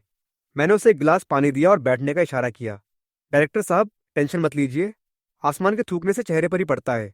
उसने शहर के रास्ते बंद किए हैं तो गांव के रास्ते क्या बंद कर सकता है? डायरेक्टर लू ने आंखें झपकाईं। मैंने एक नक्शा निकाला जो मैंने पहले बनाकर रखा था। मैंने पता लगाया है। यहाँ से 30 किमी दूर रेड फ्लैग विलेज में एक बड़ा स्टेट रन पोर्क फार्म है, और आसपास के गांवों में हर घर मुर्गी बतख पालता है। उनके हर्बल खाद वाले बगीचे हैं। बाजार से कहीं बेहतर। मेरा आइडिया है कि हम सारे बिचौलियों को स्किप करें और सीधे फार्म और किसानों से डील करें। सोर्सिंग? डायरेक्टर की आंखें फटी की फटी रह गईं। सोर्सिंग? क्या हम ऐसा कर सकते हैं? हमारे पास कोई चैनल नहीं, कोई अनुभव नहीं। चैनल हम खुद बनाएंगे। अनुभव हमें समय के साथ आएगा। डायरेक्टर साहब, यही एक रास्ता है। इससे हमें न सिर्फ ताज़ा और सस्ता माल मिलेगा, बल्कि लीजी और उसके साथियों का पुराना सिस्टम भी खत्म हो जाएगा। साथ ही सीधे किसानों से खरीदी करना राज्य के कॉल का जवाब है। ग्रामीण अर्थव्यवस्था को सपोर्ट करना एक बहुत बड़ा कदम है। डायरेक्टर लू हैरान होकर नक्शा देखते रहे, फिर मुझे देखते रहे, और उस दिल में जो आराम और पीछे हटने का आदी था, कुछ जलने लगा। ठीक है, मैं तुम्हारा साथ हूं। बता क्या चाहिए? एक ट्रक और 2 आदमी। ट्रक तो ठीक है, कैसे आदमी चाहिए? मेरे दिमाग में 2 युवा चेहरे उभरे, सानाओ और वांग मैंग। वो 2 अप्रेंटिस जो हमेशा चुपके से मेरा साथ देते थे। जब कानान डेंग मुझे कुचल रहा था, तब भी वो मुझे एक रोटी का टुकड़ा चुपके से दे जाते थे। सानाओ और वांग मैंग, ये सफर मुश्किल और जोखिम भरा होगा। मुझे ऐसे लोग चाहिए जिन पर भरोसा हो। ठीक है, मैं भी करता। डायरेक्टर लू मानो युद्ध आदेश लेकर भागा। आधे घंटे बाद एक युद्धकालीन लिबरेशन ट्रक ऑफिस बिल्डिंग के नीचे पार्क था। सानाओ और वांग मैंग भी आ गए। उन्होंने मुझे देखा। सब डायरेक्टर ली, आपने हमें बुलाया। मैंने उनके कंधे पर हाथ रखा और मुस्कुराया। भाई कहो, बड़ा भाई सो, क्या तुम लोग मेरे साथ कुछ बड़ा करना चाहते हो? दोनों ने एक दूसरे की तरफ देखा और बिना झिझक एक साथ सिर हिला दिया। क्यों नहीं, तो फिर चलो। मैंने ट्रक की तरफ इशारा किया। यह सफर सिर्फ फैक्ट्री के लिए सब्जियों का एक ट्रक लाने का नहीं है, बल्कि अपने लिए एक नया रास्ता बनाने का है। आज से तुम लोग लॉजिस्टिक गारंटी विभाग के खरीद दल के संस्थापक हो। समय के साथ एक खरीद शाखा बनेगी, एक खरीद डिवीजन बनेगी। तुम लोग भविष्य के प्रमुख हो। दोनों युवा आंखों में चमक के साथ सुन रहे थे। वो जानते थे कि मैं उनसे कोई खोखला वादा नहीं कर रहा था। वो जानते थे कि सुधार के लिए, एक नया आदेश बनाने के लिए अपनी ही टीम को तैयार करना पड़ता है। सुबह का सूरज क्षितिज पर धीरे धीरे उग रहा था। हमने रेड स्टार फैक्ट्री के गेट को पीछे छोड़ा और विशाल, अज्ञात और चुनौतियों से भरे ग्रामीण इलाके की तरफ बढ़ गए। लिबरेशन ट्रक ने शहर को पीछे छोड़ा। इमारतों की जगह नीचे छोटे घर और अंतहीन खेत आ गए। खिड़की से आती हवा में मिट्टी और ताजी घास की महक थी। सानाओ और वांग मैंग अपने पहले बड़े मिशन पर उत्साहित और घबराए हुए बातों ही बातों में लगे थे। भाई ली, क्या लगता है फार्म का डायरेक्टर हमारी बात मानेगा? मैंने सुना है स्टेट यूनिट्स के बड़े मुश्किल होते हैं, वांग मैंग ने झिझकते हुए कहा। और हम बिना किसी संपर्क के अचानक कहाँ से आएंगे? अगर वो हमें ठग समझ लेंगे। मैंने स्टीयरिंग व्हील पर हाथ रखे, हमारे सामने फैली कच्ची सड़क को देखा और धीरे से कहा, हम ठग नहीं हैं। हम रेड स्टार फैक्ट्री के प्रतिनिधि हैं, हजारों कामगारों के खाने के प्लेट लिए हुए। हम सिर उठाकर चल रहे हैं। डर कैसा? हालांकि दिल ही दिल में मैं जानता था कि आसान नहीं होगा। अगर लिजी और उसके साथियों ने इतने दूर दराज के इलाकों में भी अपना जाल बिखेर रखा था, तो हो सकता था उन्होंने हमारे पहुंचने से पहले ही हमारी बदनामी कर दी हो। करीब 2 घंटे की ड्राइव के बाद हम रेड फ्लैग विलेज के स्टेट पोर्क फार्म पहुंच गए। दूर से ही लाल ईंटों की इमारतों का समूह दिख रहा था, जिस पर एक बड़ा बोर्ड लगा था, red flag village state selected pig farm. हवा में एक अजीब सी गंध थी, पूरी तरह बुरी नहीं। मैंने ट्रक गेट पर रोका, सानाओ और वांगमैंग को अंदर बैठने को कहा और फैक्ट्री का परिचय पत्र लेकर अंदर चला गया। गार्ड ने मुझसे पूछताछ की, फिर बेमन से पीछे वाली इमारत में जाने का इशारा किया। मैंने डायरेक्टर के कार्यालय का दरवाजा खटखटाया। अंदर एक मिडिल एज्ड आदमी सिर झुकाए अखबार पढ़ रहा था। उसने सिर उठाया। वो मजबूत काया का था। उसने रंग उड़ चुका एक स्टेट यूनिफॉर्म पहना था और एक तरह का अहंकार और आत्मसंतुष्टि थी। वो डायरेक्टर माँ थे। मैंने उन्हें परिचय पत्र सौंपा और सीधे बातचीत शुरू की।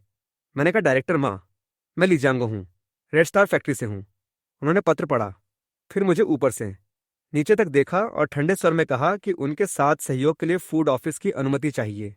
बिना उस पेपर के कुछ नहीं हो सकता। ये बिल्कुल वही ब्यूरोक्रेटिक बहाना था। एक विशिष्ट अफसर जो पहले नियमों से आपका दरवाजा बंद करता है। मैं हार नहीं मानी। मैं मुस्कुराते हुए बोला, डायरेक्टर माँ, मैं प्रक्रियाएं समझता हूँ।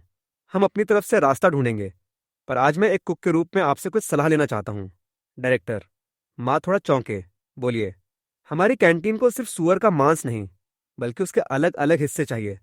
बेली पोर्क कुकिंग के लिए, लॉयस्टर फ्राई के लिए, स्टफिंग के लिए फ्रंट लेग। अगर हम सीधे सहयोग कर सकें तो हम दिन के मेन्यू के हिसाब से ऑर्डर कर सकते हैं।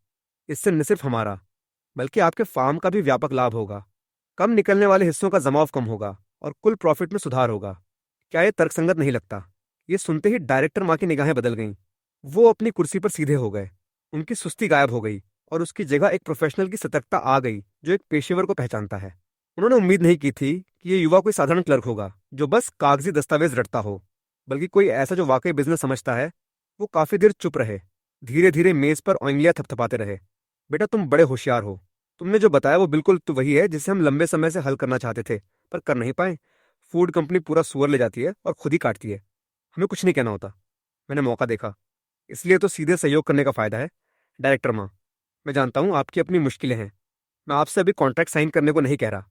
क्या आप ऐसा कर सकते हैं? आज मान लीजिए आपने मुझ पर एक पर्सनल एहसान किया।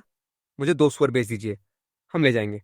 हमारी फैक्ट्री के हजारों कामगार आपके सुअरों का स्वाद लेंगे।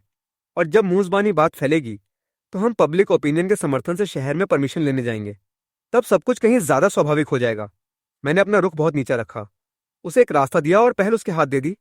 डायरेक्टर माँ ने मुझे लगभग आधे मिनट तक गौर से देखा, तौला। आखिरकार उसने दराज खोली, एक फॉर्म निकाला, साइन किया और मेरी तरफ उछाल दिया। बेटा, आज तुझे दोस्त समझकर बता रहा हूँ। अकाउंटिंग में जाकर पैसे दे, फिर नंबर 2 के शेर से 2 सुअर ले जा। फिर उसने रुक कर कहा, याद रखना, ये एक अपवाद है। मुझे लगा जैसे मेरे कंधों से बोझ उतर गया। मैंने गहरा प्रणाम किया। धन्यवाद डायरेक्टर साहब। आप चिंता न करें, ये कोई अपवाद नहीं, बल्कि एक लंबे और अच्छे सहयोग की शुरुआत है। मैं ऑफिस से बाहर निकला और सानाओ वांग मैंग को अच्छी खबर दी। दोनों खुशी से लगभग उछल पड़े। भाई ली, आप तो मास्टर हैं। बस कुछ ही शब्दों में डायरेक्टर माँ को मना लिया। मैंने कहा, मैं मास्टर नहीं हूं, बस हम एक सही रास्ते पर हैं। चलो पैसे देकर माल लेते हैं। ये पहला पड़ाव है, अभी बहुत काम करना है। हमने पैसे दिए। 2 अभी अभी कटे हुए सुअर लोड किए। ट्रक के अंदर उल्लास का माहौल था। पर सीधे लौटने के बजाय मैंने नक्शा निकाला और आसपास के सबसे बड़े गांव का पता लगाया, ल्यूजिया। मैंने तेजी से स्टीयरिंग घुमाया और उस दिशा में बढ़ गया। कहाँ चल रहे हैं भाई ली? सब्जियां ढूंढने। सिर्फ मांस से काम नहीं चलेगा। हम गांव में घुसे और तुरंत ही ग्रामीणों द्वारा जिज्ञासा और अविश्वास से घिर गए। मैंने दोनों लड़कों को ट्रक में ही छोड़ा और अकेले उतरा, एक दोस्ताना मुस्कान के साथ। मैं गांव के मुख्य द्वार के पास एक बड़े बबूल के पेड़ के नीचे बैठे बुजुर्गों के एक समूह के पास गया। खरीदारी सुनकर बुजुर्गों के चेहरे उतर गए। एक प्रतिष्ठित दिखने वाले दादा, जिनके हाथों में 2 अखरोट थे, ने मुझे ऊपर से नीचे ताका और शांति से कहा कि शहर से आने वाले खरीदार आमतौर पर मुश्किलें लाते हैं। उनके शब्दों में अविश्वास और दूरी थी। मैं तुरंत समझ गया कि लिजी का प्रभाव यहां तक पहुंच चुका था। सब्जी के बिचौलिए शायद उसी के आदमी थे और उन्हें अजनबियों को माल न बेचने की चेतावनी दे दी थी। मैं जल्दी में नहीं था। मैंने दादा के पैरों के पास सब्जियों की एक टोकरी देखी और सच्ची दिल से तारीफ की। कितनी खूबसूरत पत्ता गोभी है दादाजी। पत्तियां कितनी सख्त हैं, रंग कितना जीवंत है। ये तो असली जैविक सब्जी है। शहर में तो बिकने वाली सब्जी से बिल्कुल अलग। दादाजी थोड़े झिझके। उनकी आंखों में अविश्वास कम होने लगा। वो किसान थे। उन्हें कोई चीज अपनी फसल की तारीफ करने से ज्यादा पसंद नहीं थी। ठीक उसी समय गांव के अंदर से एक युवक दौड़ता हुआ आया और दादाजी से चिल्लाया, दादाजी। पड़ोसी, गांव से बुलाई गई रसोइया नातिन की शादी के लिए रास्ते में बीमार पड़ गई है। उल्टियां कर रही है, दस्त लग गए हैं, वो नहीं आ पाएगी। दादाजी उछलकर खड़े हो गए। उनके चेहरे पर उदासी साफ दिख रही थी। गांव में अगर शादी का खाना खराब हो जाए तो बहुत बड़ा अपमान होता है। मैंने मौका देखा। मैं दादाजी के पास गया और दृढ़ता से बोला, दादाजी, अगर आप मुझ पर भरोसा करें तो आज मैं आपका खाना बनाता हूं। सब सन्न रह गए। उन्होंने मुझे ऐसे देखा जैसे कोई पागल हो। दादाजी हकलाए, तुम तो सब्जी लेने आए थे। हाँ, सब्जी लेने आया हूँ, पर पहले मैं एक कुक हूँ। मैंने ट्रक में ताज़ा सूअर का मांस, फिर गांव के खेतों की तरफ इशारा किया। सामग्री यहाँ है, ताज़ी। मैं गारंटी देता हूँ, आज का खाना शानदार बनेगा। सब मेहमान पेट भर कर जाएंगे। दादाजी ने संदेह से मुझे देखा। उनके बेटे ने जो उनके पास खड़ा था, उनकी आस्तीन खींची और चुपके से कहा, पिताजी, अब हमें और कोई नहीं मिलेगा। उसे एक मौका दे दीजिए। दादाजी ने अपना होंठ चबाया, जैसे कोई बड़ा फैसला ले रहे हो। ठीक है बेटा, आज मेरे परिवार की इज्जत तुम्हारे हाथों में है। अगर बिगाड़े तो मैं तुझे छोड़ूंगा नहीं। चिंता न करें, मैंने पूरे विश्वास के साथ जवाब दिया। मैंने सानाओ और वांग मैंग से मांस उतरवाया। दादाजी के बेटे ने हमें गांव में ले जाकर सबसे ताजी सब्जियां, मुर्गी, बतख और मछली जुटाई। मैंने गांव वालों से वादा किया कि बिचौलियों से 10% ज्यादा दाम दूंगा। ये सुनकर और ये देखकर कि मैं दादाजी की मदद कर रहा हूँ, पूरा गांव उमड़ पड़ा। बहुत कम समय में ही हमारे पास पूरी दावत के लिए सारी सामग्री जुट गई। दादाजी के आंगन में स्टोव बना दिया गया। मैंने एप्रन बांधा, गहरी सांस ली और प्रोफेशनल मोड में आ गया। सानाओ धोता काटता था, वांग मैंग आग जलाता था, मैं कलछी चलाता था। मेरी हरकतें सहज थीं, चाकू चलाना सटीक, बर्तन पकड़ना मजबूत। आसपास देखने के लिए आए ग्रामीण मेरी तकनीक देखकर दंग रह गए। जब पहली डिश, दम किया हुआ सुअर का मांस, चूल्हे से उतरा, उसकी गहरी और समृद्ध सुगंध ने पूरे आंगन को महक दिया। पैनकेक निकल रही थी, सॉस गाढ़ा था, बस महक ही सबके मुंह में पानी ला रही थी। उसके बाद मरचा चिकन, स्टीम्ड फिश, देशी मुर्गे के साथ मशरूम, सिरका वाली पत्ता गोभी, एक के बाद एक डिश, रंग, सुगंध, स्वाद, दावत की मेज पर आती चली गई। मेहमान आते गए और जो देख, उन्हें यकीन नहीं हो रहा था। जैसे ही उन्होंने पहला निवाला मुंह में रखा, उनके अचंभे के उद्गार खुशी के उद्गारों में बदल गए। क्या स्वाद है! ये दम किया हुआ सुअर स्टेट रेस्टोरेंट से भी अच्छा है। ये मछली कितनी स्वादिष्ट है! दादाजी जब ये देख रहे थे कि मेहमान खा रहे हैं और तारीफ कर रहे हैं, तो उनके चेहरे की सारी बेचैनी गायब हो गई थी। उसकी जगह एक बड़ी संतुष्टि और गर्व ने ले ली थी। वो हाथों में गिलास लिए मेरे पास आए। खुशी से उनका चेहरा लाल हो गया था। उन्होंने मेरे कंधे पर जोर से थपकी दी और कहा कि मैंने उनका दिन बचा लिया। मैं दुनिया का सबसे बड़ा कुक हूँ। मैंने अपने माथे का पसीना पोंछा और मुस्कुराया। दादाजी, इसका श्रेय आपके गांव की सामग्री को है। जहाँ टमाटर टमाटर लगता है, सुअर सुअर, वहाँ एक मामूली कुक भी अच्छा खाना बना सकता है। खाने के बाद दादाजी ने गांव के लाउडस्पीकर से सब ग्रामीणों के सामने ऐलान कर दिया कि अब से रेड स्टार फैक्ट्री उनके गांव के उत्पादों के लिए प्रेफर्ड सेल चैनल होगी और बिचौलियों से हमेशा ज्यादा दाम देंगे, वो भी नकद। किसान जयकार करने लगे। उस दोपहर लिबरेशन ट्रक ने न सिर्फ ताजा सुअर, बल्कि ल्यूजिया गांव की सबसे रसीली सब्जियां, सबसे मोटे मुर्गे और बतखें ला दी थीं, और उन सीधे साधे लोगों के सबसे ईमानदार भरोसे का ठोस और गर्म बोझ भी। शहर लौटते हुए ट्रक खुशियों से लबालब था। सानाओ और वांग मिंग जीत के सिपाहियों की तरह उनके चेहरे तमतमाए हुए थे। वो ल्यूजिया गांव के दिन के किस्से को बार बार दोहरा रहे थे। वांग मैंग भावुक होकर कह रहा था कि दादाजी ने कहा था कि उन्होंने कई सालों में शहर से ऐसा कोई नहीं देखा जो सच में किसानों का सम्मान करता हो। उसकी आंखें भी नम हो गई थीं। मैं सीट पर पीछे झुक गया, खिड़की से बाहर तेजी से उड़ते हुए खेतों को देखता रहा। मैं खुश था, पर बहुत कुछ सोच रहा था। लोगों का दिल जीतना एक खाने से नहीं, ईमानदारी से होता है। हमने उनके साथ बराबर के भागीदार जैसा बर्ताव किया, उनकी मेहनत का सम्मान किया, उन्हें असली फायदा दिया, तो उन्होंने स्वाभाविक रूप से हम पर भरोसा किया। फैक्ट्री में भी कुछ ऐसा ही है। आज हमने सिर्फ पहला कदम रखा है। इस रास्ते को लंबा और मजबूत बनाने के लिए एक स्थिर, न्यायपूर्ण और टिकाऊ सिस्टम बनाना होगा। तुम लोगों को कई गांवों में जाना है, अच्छे से सीखना है, आसपास के हर गांव की हर फसल को जानना है, हर सब्जी के उगने के चक्र को याद रखना है। हम सिर्फ खरीदारी नहीं करेंगे, हम वो विक्रय चैनल बनना चाहते हैं जिस पर ग्रामीण सबसे ज्यादा भरोसा करे। मेरी बातों ने दोनों युवाओं के उत्साह को कहीं गहरे विचार और जिम्मेदारी की भावना में बदल दिया। उन्होंने जोरदार सिर हिलाया। उनकी नजरें पहले से कहीं ज्यादा दृढ़ हो गईं। शाम ढलते ही ट्रक धीरे धीरे रेड स्टार फैक्ट्री के गेट में घुसा। डायरेक्टर लू, जो काफी देर से बेचैनी से प्रतीक्षा कर रहे थे, सबसे पहले हमारी तरफ दौड़े। जब उन्होंने ट्रक के डिब्बे में पहाड़ के जैसे ढेर सारा ताजा मांस और सब्जियां देखी, तो खुशी से लगभग बोल ही नहीं पाए। हे भगवान, इतना सब, और कितना ताजा है! मानो किसी खजाने को सहला रहे हों। उन्होंने एक पत्ता गोभी उठाई, जिस पर अभी भी ओस की बूंदें थीं, एक टुकड़ा सुअर के मांस को सूंघा। उनकी आंखें नम हो गईं। सब डायरेक्टर ली, मैं तुम्हारे सामने हाथ जोड़ता हूँ। कैंटीन के कामगार और काम से लौट रहे मजदूर चारों तरफ इकट्ठा हो गए। उन्हें यकीन नहीं हो रहा था। मैंने सब्जियों को सीधे स्टोर में नहीं ले जाने दिया। मैंने सानाओ और वांग मिंग को कैंटीन के सामने सबसे जगह पर उपज का एक छोटा सा डिस्प्ले लगाने का आदेश दिया। ताजा मांस लटका दिया गया, हरी भरी सब्जियां, सफेद मूली, लाल मिर्च ढेर लगे हुए थे। पास में कुछ जीवित मुर्गियां और बतखें चहलकदमी कर रही थीं। वो तस्वीर जीवन और रंग से भरी कैंटीन के पिछले दबे माहौल से बिल्कुल उलट थी। ये एक बिना कहा जाने वाला ऐलान था। कानान डैंग के कटौतियों, फरेबों और कम राशन का दौर आखिरकार हमेशा के लिए खत्म हो चुका था। एक नया, जीवन शक्ति से भरा दौर शुरू हो चुका था। अगले दिन दोपहर में कैंटीन खुशी से उबल रही थी। सुधार के पहले शॉट का जश्न मनाने के लिए मैं खुद तमाम कुकों के साथ चूल्हे पर उतरा, पूरा ध्यान लगाकर, और एक शाही दोपहर का भोजन तैयार किया। मीठा और गाढ़ा दम किया हुआ सुअर, मसालेदार चिकन, कुरकुरा तली हुई सब्जियां। कामगार अपनी प्लेटें लिए यकीन नहीं कर पा रहे थे। मांस ऊपर ऊपर था। सब्जियां तेल से चमक रही थीं, जैसे पुराने नए साल की रात हो। जैसे ही उन्होंने पहला निवाला मुंह में रखा, वो साफ और सच्चा स्वाद, जिसे बहुत दिनों से भुला दिया गया था, उन सबको अपने में समा ले रहा था। पूरे कैंटीन में सिर्फ तारीफों के बोल थे और जी भरकर खाने की आवाज। मैंने 10 साल में इस फैक्ट्री में इतना स्वादिष्ट दम किया हुआ सुअर नहीं खाया। ये तो असली खाना हुआ। सब डायरेक्टर ली का समर्थन करते हैं। जो कोई भी गड़बड़ करने की कोशिश करे, पहले कामगार उसे माफ नहीं करेंगे। मैं खिड़की पर खड़ा साथियों के संतुष्ट चेहरे देख रहा था, उनकी सच्ची तारीफें सुन रहा था। मेरे अंदर एक गर्म लहर उठ रही थी। ये एहसास किसी भी पद या सम्मान से ज्यादा कीमती था। ठीक उसी समय मेरे सामने बेमेल सी एक शक्ल आई। एक 30 साल के आदमी, बिल्कुल सूट बूट पहने, बालों में तेल लगा हुआ, वर्क यूनिफॉर्म में कामगारों के बीच पूरी तरह भटका हुआ। उसने कतार नहीं लगाई, सीधा मेरे सामने आकर खड़ा हो गया। आप ही ली जांगो हैं, सब डायरेक्टर ली। मैंने हाँ कहा। और आप? मेरा नाम साओ है, म्यूनिसिपल कॉमर्स ऑफिस के लॉजिस्टिक मैनेजमेंट डिपार्टमेंट से हूँ। मुझे सूचना मिली है कि आपकी फैक्ट्री ने म्यूनिसिपल सप्लाई सिस्टम को बाईपास करके ग्रामीण इलाकों में जाकर आप जिसे सोर्सिंग कहते हैं वो कर रही है। उसका लहजा शालीन था, पर थोड़ा अकड़ता हुआ था। जिसे आप सोर्सिंग कहते हैं में नकारात्मक संकेत थे। मेरा दिल चौंका। ये एक बड़े दर्जे का प्रतिद्वंद्वी था, जो पुराने कठोर नौकरशाही तंत्र का प्रतिनिधित्व करता था।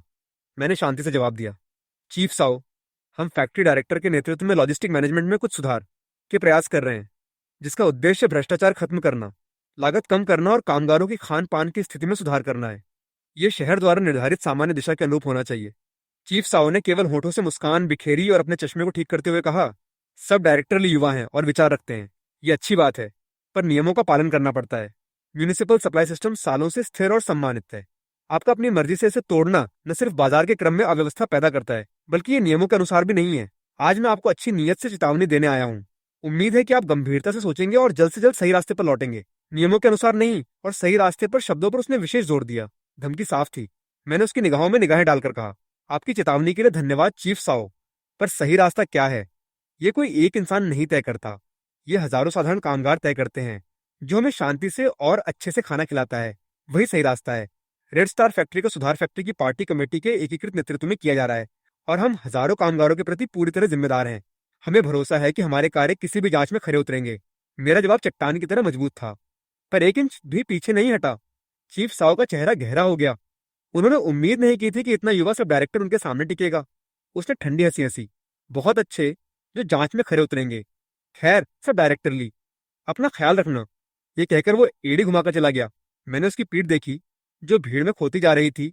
मुझे जरा सा भी डर नहीं था, बल्कि लड़ने की इच्छा और भी प्रबल हो गई। मैं जानता था कि ये लड़ाई अपने चरम चरण में प्रवेश कर चुकी थी। प्रतिद्वंद्वी अब कोई गुंडा या कैंटीन का हेड नहीं था, बल्कि सत्ता में बैठे नौकरशाह थे। बिना एक पल की देरी किए मैं मुड़ा और दृढ़ कदमों से डायरेक्टर जीव के ऑफिस की ओर चल दिया। मैंने जोर से दरवाजा खोला। डायरेक्टर जीव पहले से ही खिड़की के पास खड़े थे, जैसे मेरा इंतजार कर रहे हों। बिना मुड़े उन्होंने पूछा, वो आया था? हाँ। मैंने उन्हें चीफ साओ से मुठभेड़ की पूरी बात बिना कुछ छिपाए बता दी। डायरेक्टर जीव ने सुना और धीरे धीरे मुड़े। उनके चेहरे पर कोई हैरानी नहीं थी, बल्कि एक मुझे पहले से था वाली एक्सप्रेशन थी। बैठो, घबराना नहीं, डरना नहीं। उन्होंने सोफे की तरफ इशारा किया।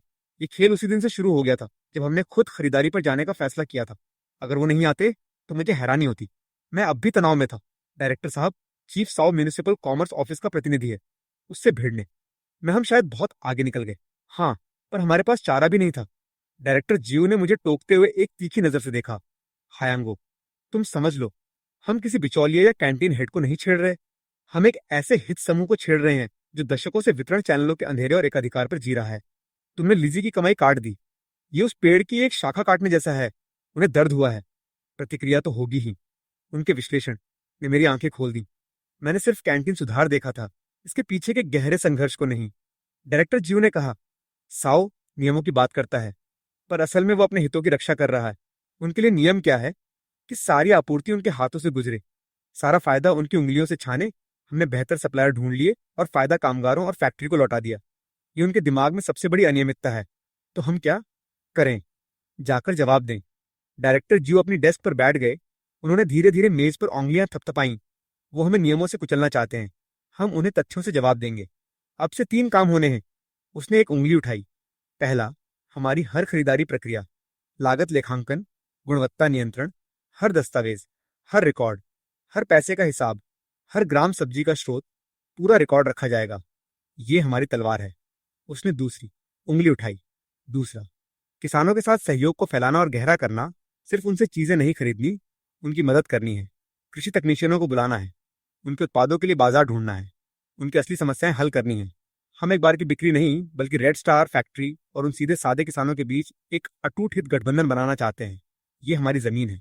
वो खड़े हो गए। उनकी आंखों में चमक थी। तीसरा और सबसे जरूरी, जनता पर भरोसा करना, जनता पर निर्भर रहना। हमारा सुधार अच्छा है या बुरा, ये कोई चीफ साओ नहीं तय करेगा, बल्कि हम फैक्ट्री के हजारों कामगार तय करेंगे। उनका पेट हमारी ताकत है। उनकी प्रतिष्ठा हमारा सबसे मजबूत समर्थन है। डायरेक्टर ज्यू की बातें 3 वज्र की तरह थीं, जिन्होंने मेरी आखिरी झिझक को दूर कर दिया। मुझे वो रास्ता दिख गया था जो अब तक धुंधलेपन में डूबा था। समझ गया डायरेक्टर साहब, आप भरोसा रखिए। मैं ये तीनों बातें पुख्ता तरीके से करूंगा। अगले दिनों मैंने सानाओ और वांग मैंग के साथ मिलकर काम में जुट गया। मैंने सभी खरीद दस्तावेज, स्टॉक रिकॉर्ड और लागत तुलना विश्लेषणों को व्यवस्थित किया। यहाँ तक कि एक विशाल सूचना दीवार भी बनाई, जिस पर हर दिन कैंटीन की खरीद और खर्च का विवरण पब्लिश करता था। कामगार रुककर देखते और तारीफ करते। साथ ही मैंने ल्यूजिया गांव और आसपास के गांवों की 2 और यात्राएं की और गांव समितियों के साथ दीर्घकालिक आपूर्ति और बिक्री सहकारी मॉडल स्थापित करने पर सहमति जताई। फैक्ट्री की तरफ से हमने काउंटी कृषि ब्यूरो के तकनीशियनों को बुलाकर किसानों को व्याख्यान देने की व्यवस्था की। इन कदमों ने ग्रामीणों को हमें पूरी तरह से अपना आदमी मान लिया। सब कुछ सही दिशा में जाता दिख रहा था, पर तूफान हमेशा सबसे शांत समय में आता है। एक हफ्ते बाद एक सुबह म्यूनिसिपल कॉमर्स ऑफिस से एक लाल मोहरबंद आधिकारिक संचार डायरेक्टर जियो के ऑफिस में आया। जब उन्होंने मुझे बुलाया तो डायरेक्टर जियो की 2 लाइनें गहरी थीं। उन्होंने वो कागज मुझे थमाया। मैंने पढ़ा और मेरा दिल बैठ गया। वो शहर भर के उद्यमों और संस्थानों के कैंटीनों में एक स्पेशल इंस्पेक्शन करने का नोटिस था। उसमें लिखा था, म्यूनिसिपल कॉमर्स ऑफिस ऊपरी निर्देशों के जवाब में बर्बादी खत्म करने, लॉजिस्टिक प्रबंधन को विनियमित करने और कामगारों की खाद्य सुरक्षा सुनिश्चित करने के लिए एक संयुक्त निरीक्षण दल गठित करेगा, जो शहर के प्रमुख उद्यमों और संस्थानों के कैंटीनों में 1 महीने का निरीक्षण छापेमारी करेगा। परिशिष्ट में निरीक्षण के कार्यक्रम के साथ पहला पड़ाव साफ हमारी रेड स्टार फैक्ट्री थी। तारीख 3 दिन बाद थी और निरीक्षण दल की सूची में उप प्रमुख के रूप में चीफ साओ का नाम था। मैंने वो पतला सा नोट पकड़ रखा था जिसका वजन 1000 किलो था। ये कोई सामान्य निरीक्षण नहीं था। ये खूबसूरती से बुना गया जाल था। एक पहले से लिखित युद्ध की घोषणा थी। मैंने सिर उठाया और डायरेक्टर जियो की नजरों का सामना किया। उनकी आंखों में कोई पीछे हटना नहीं था, बस लोहे जैसी दृढ़ता थी। उन्होंने धीरे धीरे कहा, आवाज अधिक ऊंची नहीं, पर बेहद दृढ़ थी, सामना करेंगे। डायरेक्टर की उन 4 शब्दों ने मेरी रगों में आग लगा दी। बजाय इसके कि हम निष्क्रिय रूप से फैसले का इंतजार करें, हम सक्रिय रूप से इसका सामना करेंगे। समझ गया डायरेक्टर साहब, वो गलतियां ढूंढने आना चाहते हैं तो हमें गलती भी नहीं छोड़ेंगे। डायरेक्टर जीव ने गंभीरता से सिर हिलाया। वो शिकन के साथ आएंगे। स्वच्छता, सुरक्षा, वित्त, प्रोसेस, कोई भी कमजोर बिंदु उनके लिए तोप का गोला बन जाएगा। इसलिए हमें इतने परफेक्ट होना है कि कोई शिकन न मिले। मैंने ऑफिस से निकलकर तुरंत पूरे कैंटीन स्टाफ की आपातकालीन बैठक बुलाई। उनसे कुछ नहीं छिपाया। बता दिया कि कॉमर्स ऑफिस निरीक्षण करने आ रहा है और चीफ साहब उप प्रमुख है। और मैंने उनसे पूछा, मैं जानता हूं तुम लोग क्या सोच रहे हो, पर मैं तुम लोगों से एक सवाल पूछना चाहता हूं। क्या इस महीने में हमने जो सब्जी खाई है वो पहले से ज्यादा ताजी है? क्या हमने साथियों को जो राशन दिया है वो पहले से ज्यादा है? क्या हम पहले से ज्यादा खुशी और संतुष्टि के साथ काम कर रहे हैं? हाँ, सबने एक साथ दृढ़ स्वर में कहा। तो हम सही हैं। हमारा कोई स्वार्थ नहीं है। हम ईमानदार और पारदर्शी हैं। उन्हें निरीक्षण करने दो। हर कोने को पहुंच देंगे ताकि वो चमक जाए। हर पैसे का हिसाब रखेंगे, तथ्य जवाब देंगे। हमारे पीछे हजारों कामगार हैं। हमें क्या डर है? मेरी बातों ने सब में जैसे मशाल जला दी। चिंता और डर पल भर में एक जुझारू भावना में बदल गया। सब डायरेक्टर ली सही कह रहे हैं। हमें डर नहीं है। उन्हें आने दो, सब कुछ देख लें। अगले 3 दिनों में पूरा कैंटीन युद्ध राज्य है। मैं आ गया। मैंने सबको 3 समूहों में बांटा। पहला समूह डायरेक्टर लू के नेतृत्व में पूरी तरह से सफाई में जुट गया। ये लगभग खुदाई थी। दीवारें, फर्श, स्टोव, किचन के सारे निकास सब रगड़ रगड़ कर चमका दिया गया। चावल, आटे के बर्तनों के अंदर तक साफ कर दिए गए। सानाओ और वांग मैंग ने कुछ युवा सहायकों के साथ 3 दिन रात मुश्किल से सोए। सारे खरीद दस्तावेज, अलमारियों के रसीद, भुगतान के प्रमाण पत्र तारीख और श्रेणी के हिसाब से दोबारा व्यवस्थित किए। उन्हें बांधा और हर एक के आगे विस्तृत लागत तुलना विश्लेषण जोड़ा। उन कतारबद्ध फाइलों को देखकर लगता था जैसे सजे हुए सिपाही हूं। मैंने सबसे जरूरी काम संभाला, सबसे बड़ा समर्थन प्राप्त करना। मैंने सिर्फ पोस्टर नहीं लगाया, ज्यूसिया ओवन के सुझाव पर, जो इन दिनों कैंटीन में मदद कर रही थी, मैंने कुछ ज्यादा सीधा और जबरदस्त कदम उठाने का फैसला किया। एक जनता की आवाज की ताकत का प्रदर्शन। उसने मुझसे कहा, मास्टर ली, सिर्फ साफ किचन और सुंदर हिसाब किताब काफी नहीं है। वो लोग तथ्यों को नजरअंदाज करके दस्तावेजों में खामियां निकालना जानते हैं। हम उन्हें कामगारों की सच्ची आवाज भी सुनने और देखने दें। उसके प्रस्ताव पर हमने एक अभियान चलाया। मेरी रोजी रोटी मैं तय करूंगा। हमने बड़े बड़े बोर्ड बनाए जिन पर कैंटीन सुधार के बाद हुई बचत और गुणवत्ता में सुधार के आंकड़े थे, और आने वाले निरीक्षण के बारे में बताया गया था। हमने वो बोर्ड और सैनिटर शीट हर वर्कशॉप, हर ब्रिगेड में भेज दी। कोई जबरदस्ती नहीं थी, सिर्फ वहां पेन और इंक पैड रख दिया गया। पर नतीजा सबसे बढ़कर रहा। कामगार जमा हो गए। बहुत से लोगों ने कंटेंट पढ़ना भी जरूरी नहीं समझा, बस पेन उठाकर साइन कर दिया और फिर अपने नाम के नीचे जोर से लाल अंगूठा लगा दिया। एक फ्रंट लाइन वर्कशॉप के बुजुर्ग कर्मचारी ने कहा, पढ़ना क्या है? जो हमें अच्छा खाना देता है उसी का हम समर्थन करेंगे। ये किसी तर्क से कहीं बढ़कर है। एक युवा कामगार महिला ने कहा, पहले मैं आधा खाती और आधा फेंक देती थी, पर जब से सब डायरेक्टर ली ने कैंटीन संभाली है, मैं सब खत्म कर देती हूँ और काम करने की एनर्जी भी रहती है। जो भी पुराने दिनों में लौटना चाहेगा, मैं सबसे पहले उसके खिलाफ खड़ी होंगी। सिर्फ 2 दिनों में हमने 3,000 से ज्यादा साइनेचर और अंगूठे के निशान इकट्ठे कर लिए। घने नाम स्क्रॉल के बड़े बड़े कागजों पर भरे हुए थे, जैसे ताकत से भरा लाल सागर हो। जूसिया ओवन ने उन कागजों को एक एक करके सावधानी से व्यवस्थित किया और एक मोटी फाइल में बांधा। उसने एक टाइटल दिया, कामगारों की आवाज। जब उसने वो भारी फाइल मेरे हाथों में थमाई तो मुझे लगा जैसे मैं पूरे रेड स्टार फैक्ट्री का दिल पकड़े हुए हूँ। निरीक्षण के दिन आसमान में थोड़े बादल थे। सुबह 9 बजे 3 काली कारें मैनेजमेंट बिल्डिंग के सामने रुकी। दरवाजे खुले। कॉमर्स ऑफिस के वाइस डायरेक्टर आगे थे, चीफ साहब ठीक पीछे। 7-8 एक्सपर्ट्स कतार में बाहर निकले। सबके चेहरे सख्त और जांच करने वाली नजरें थीं, जैसे वो किसी अपराधी पर फैसला सुनाने आए हों। डायरेक्टर जीव, डायरेक्टर लू, मैं और वर्कशॉप से चुने हुए कुछ कामगार प्रतिनिधि पहले से ही नीचे उनका इंतजार कर रहे थे। चीफ साहब ने मुझे देखा। उसके मुंह के कोने पर एक बहुत बारीक मुस्कान बन गई थी। उसकी आंखों में अहंकार था। हमारी नजरें हवा में टकराईं, बिना किसी बातचीत के तनाव था। डायरेक्टर जीव शांत मुस्कान के साथ बिना झुके उनके स्वागत को आगे बढ़े। स्वागत है कॉमरेड लीडर्स का। रेड स्टार फैक्ट्री के काम का निरीक्षण और मार्गदर्शन करने के लिए दल का नेतृत्व कर रहे वाइस डायरेक्टर ने सिर्फ गंभीरता से सिर हिलाया। डायरेक्टर जीव, बिना समय बर्बाद किए चलिए, सीधे कैंटीन चलते हैं। बिल्कुल, आइए। डायरेक्टर जीव ने हाथ फैलाकर रास्ता दिखाया। वो जानते थे कि आखिरी टक्कर अभी शुरू हुई थी। निरीक्षण दल हमारे साथ जमकर कैंटीन की तरफ बढ़ा। रास्ते में चीफ साव वाइस डायरेक्टर से कुछ कानाफूसी कर रहा था। बीच बीच में मुझे बुरी नजरों से देखता था। पहले वो किचन में घुसे। जैसे ही उनका पैर पड़ा, निरीक्षण दल के सबके चेहरे के हाव भाव थोड़े बदल गए। उनके सामने जो कुछ था उसका उन्होंने सपने में भी अनुमान नहीं लगाया था। एक गंदे फैक्ट्री कैंटीन की बजाय फर्श शीशे की तरह चमक रहा था। स्टेनलेस स्टील के चूल्हे और काम की मेजें बेदाग थीं। सारे बर्तन वर्गीकृत और अपनी जगह पर थे।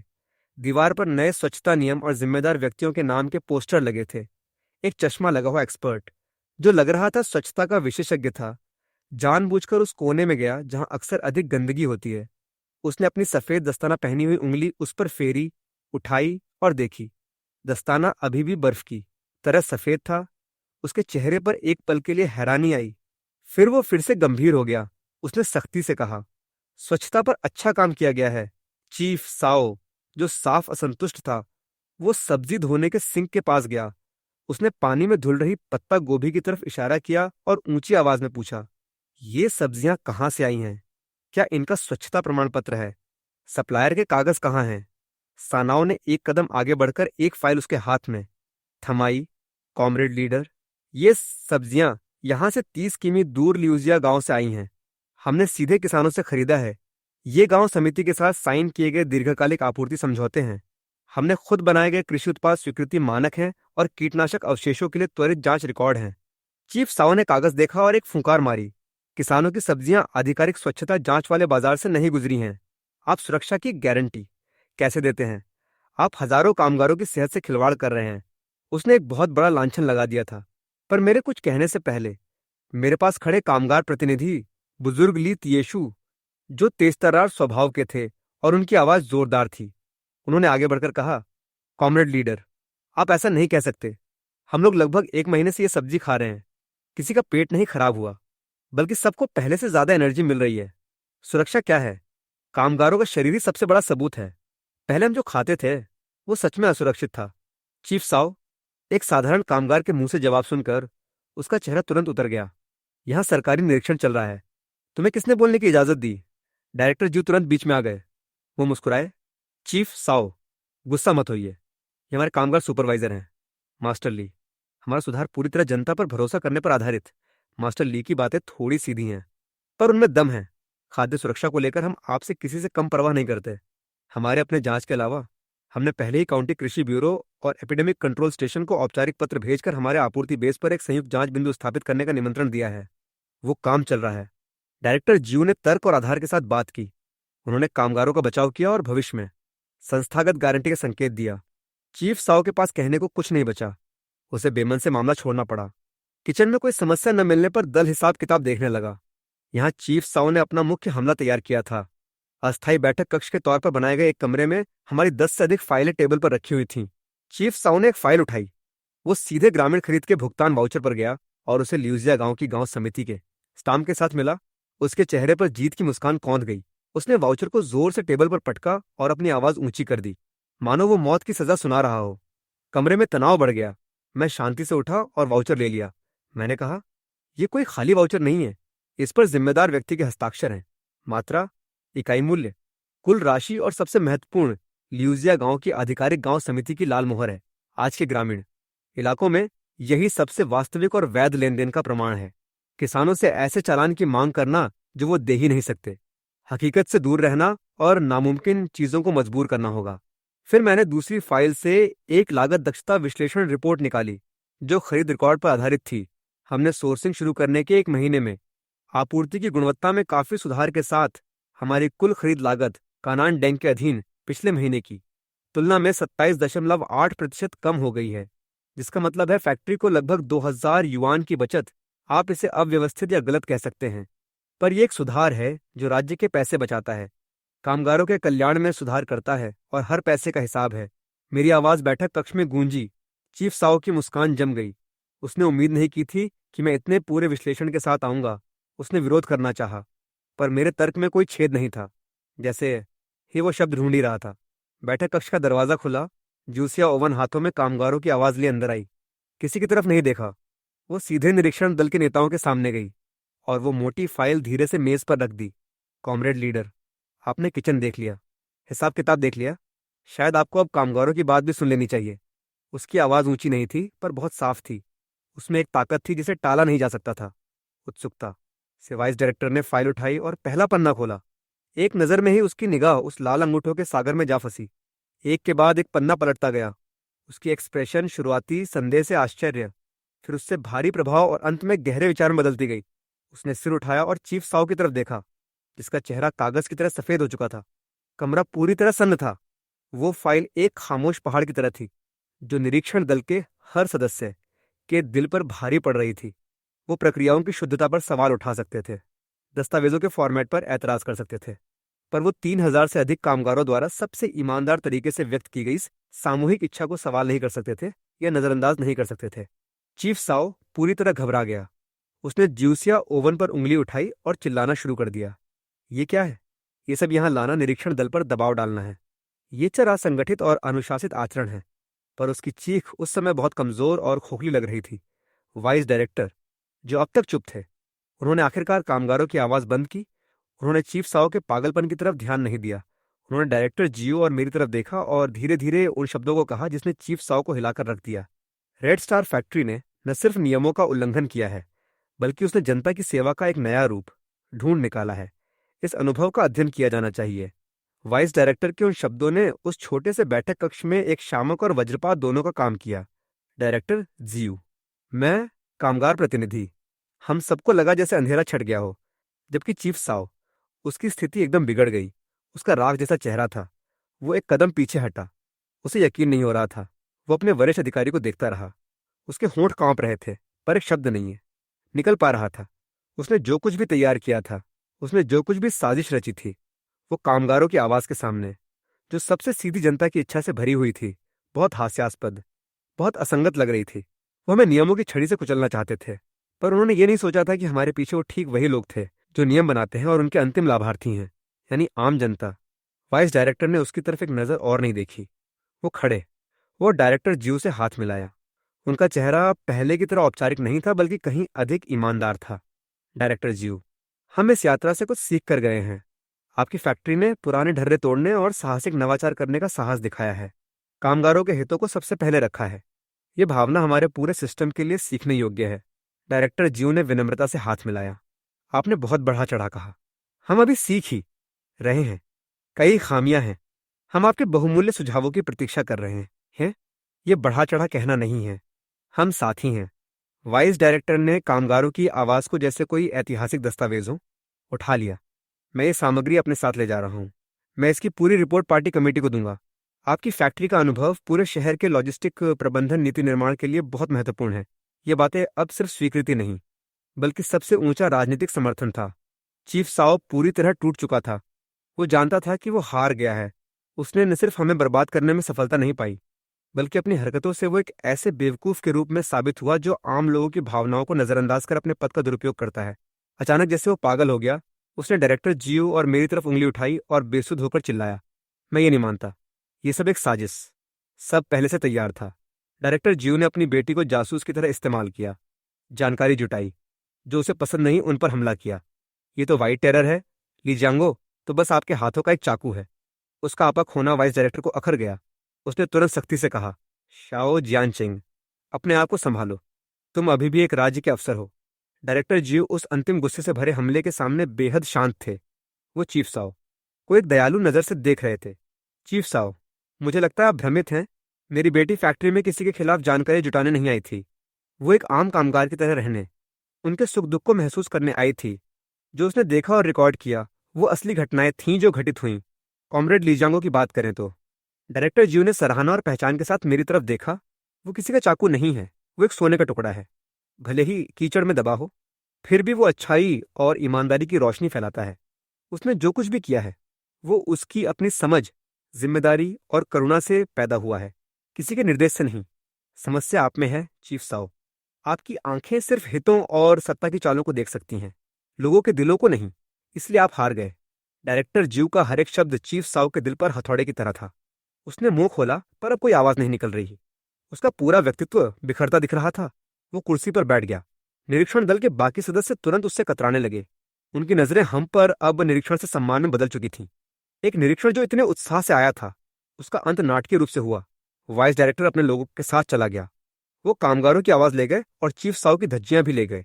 विदा होते समय वाइस डायरेक्टर ने मेरा हाथ जोर से दबाया और गर्मजोशी से कहा, बेटा ऐसे ही चलते रहो। जनता का पेट भरना सबसे बड़ी बात है। जब वो काली कारें फैक्ट्री के गेट से गायब हो गईं, तो बैठक कक्ष फूट पड़ा। लीत यीशु मास्टर ने मुझे दौड़कर गले लगा लिया। मेरी पीठ थपथपाई। सब डायरेक्टर ली, आपने कमाल कर दिया। हम कामगारों का नाम रोशन कर दिया। डायरेक्टर लू ने भावुक होकर अपनी आंखों के कोने पहुंचते हुए कहा, हम जीत गए, हम जीत गए। मैं सबके चेहरों पर खुली हुई मुस्कानें देख रहा था। मेरा दिल एक अलग ही गर्माहट से भर गया। मैं डायरेक्टर जीव की तरफ मुड़ा। वो सब कुछ एक मुस्कान के साथ देख रहे थे। उन्होंने मुझे कोने में बुलाया और धीमी आवाज में कहा, हयांगो, आज हमने सिर्फ एक बचाव की लड़ाई जीती है। आगे हमें एक निर्माण की लड़ाई लड़नी है। पुराना सिस्टम तो गिरा दिया गया, नया हमें खुद बनाना है। ये रास्ता और लंबा और कठिन होगा। मैंने दृढ़ता से सिर हिलाया। नजरें सख्त थीं। डायरेक्टर साहब, आप निश्चिंत रहें। कल से रेड स्टार फैक्ट्री का कैंटीन न सिर्फ सबको अच्छा खिलाएगा, मैं इसे एक रोल मॉडल बनाना चाहता हूँ। सुधार की एक दिखती हुई उम्मीद। निरीक्षण दल के जाने के 3 दिन बाद म्यूनिसिपल कॉमर्स ऑफिस से एक लाल मोहरबत दस्तावेज फैक्ट्री पहुंचा। दस्तावेज में पहले तो रेड स्टार फैक्ट्री के कैंटीन लॉजिस्टिक सुधार की खोज और परिणामों की बहुत प्रशंसा की गई। उसे एक ऐसा अग्रणी मॉडल करार दिया गया जो जनता से जुड़ता है, जनता पर निर्भर करता है, लागत कम करता है और कामगारों की सेवा करता है। फिर यह घोषणा की गई कि म्यूनिसिपल कॉमर्स ऑफिस पूरे शहर में रेड स्टार फैक्ट्री के कैंटीन से सीखने का अभियान शुरू करेगा। सभी यूनिट्स को हमारे सोर्सिंग मॉडल, लोकतांत्रिक निगरानी और पारदर्शी लागत प्रबंधन को अपनाने का आग्रह किया। हमारा कैंटीन औपचारिक रूप से पूरे शहर के लॉजिस्टिक सुधार के लिए पायलट यूनिट घोषित किया गया। और अंत में कर्मियों के प्रोसेसिंग के बारे में घोषणा की गई कि कॉमरेड शाओ जियानचिंग को उनकी नौकरशाही शैली, जनता से दूरी और खराब जांच के कारण जिसने नकारात्मक प्रभाव डाला था, निलंबित कर दिया गया और लॉजिस्टिक प्रबंधन के पद से हटा दिया गया। वो दस्तावेज एक देर से आया फैसला था जिसने हमारी लड़ाई को एक पूर्ण विराम दे दिया, जो उम्मीद से भी परे था। वो अहंकारी चीफ साओ पूरी तरह गिर चुका था और मैं एक साधारण कुक लीजांगो। हालात ने मुझे पूरे शहर के सुधार की लहर के मोर्चे पर धकेल दिया था। एक निश्चित प्रतिष्ठा का मॉडल बन गया था। अचानक हमारे कैंटीन का दरवाजा लगभग बंद होने लगा। दूसरी यूनिटों के अवलोकन और सीखने आने वाले, मीडिया की रिपोर्टिंग करने आने वाले। डायरेक्टर लू इतने व्यस्त थे कि लगभग उड़ रहे थे। वो गर्व से सबको बता रहे थे, ये हमारे सब डायरेक्टर ली का नया मॉडल है।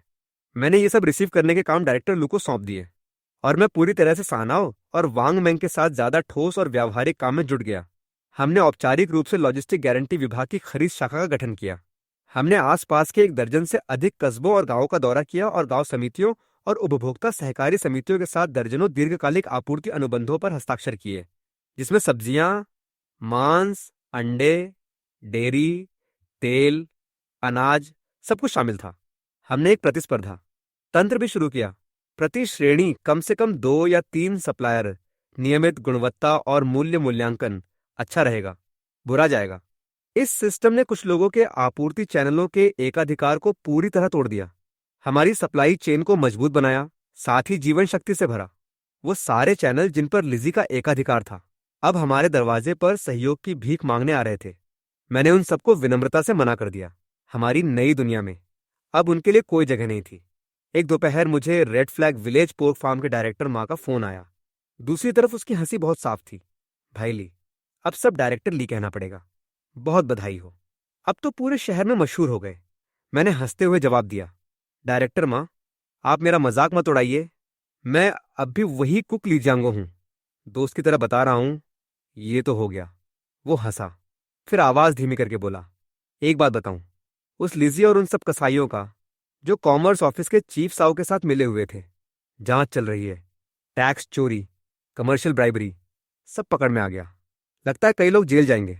शहर के मांस बाजार में पूरा उथल पुथल मच गया है। ये सुनकर मुझे कोई खास संतुष्टि नहीं हुई, बस एक अजीब सी भावना हुई। मैं इतना चालाक नहीं था, बल्कि उन्होंने अपने लालच से ही अपनी कब्र खोदी थी। मैंने फोन रखा, ऑफिस से बाहर निकला और देखा कि जूसिया ओवन कैंटीन के दरवाजे के नोटिस बोर्ड के पास खड़ी है। नए लगे हुए मेन्यू और लागत विश्लेषण को शांत मुस्कान के साथ देख रही थी। सूरज की रोशनी उस पर पड़ रही थी, उसे एक नर्म चमक में लपेट रही थी। इस दौरान वो कैंटीन में एक साधारण स्वयंसेवक की तरह काम करती रही। दस्तावेज व्यवस्थित करती, कामगारों की राय इकट्ठा करती। वो मेरी सबसे कीमती सहयोगी थी।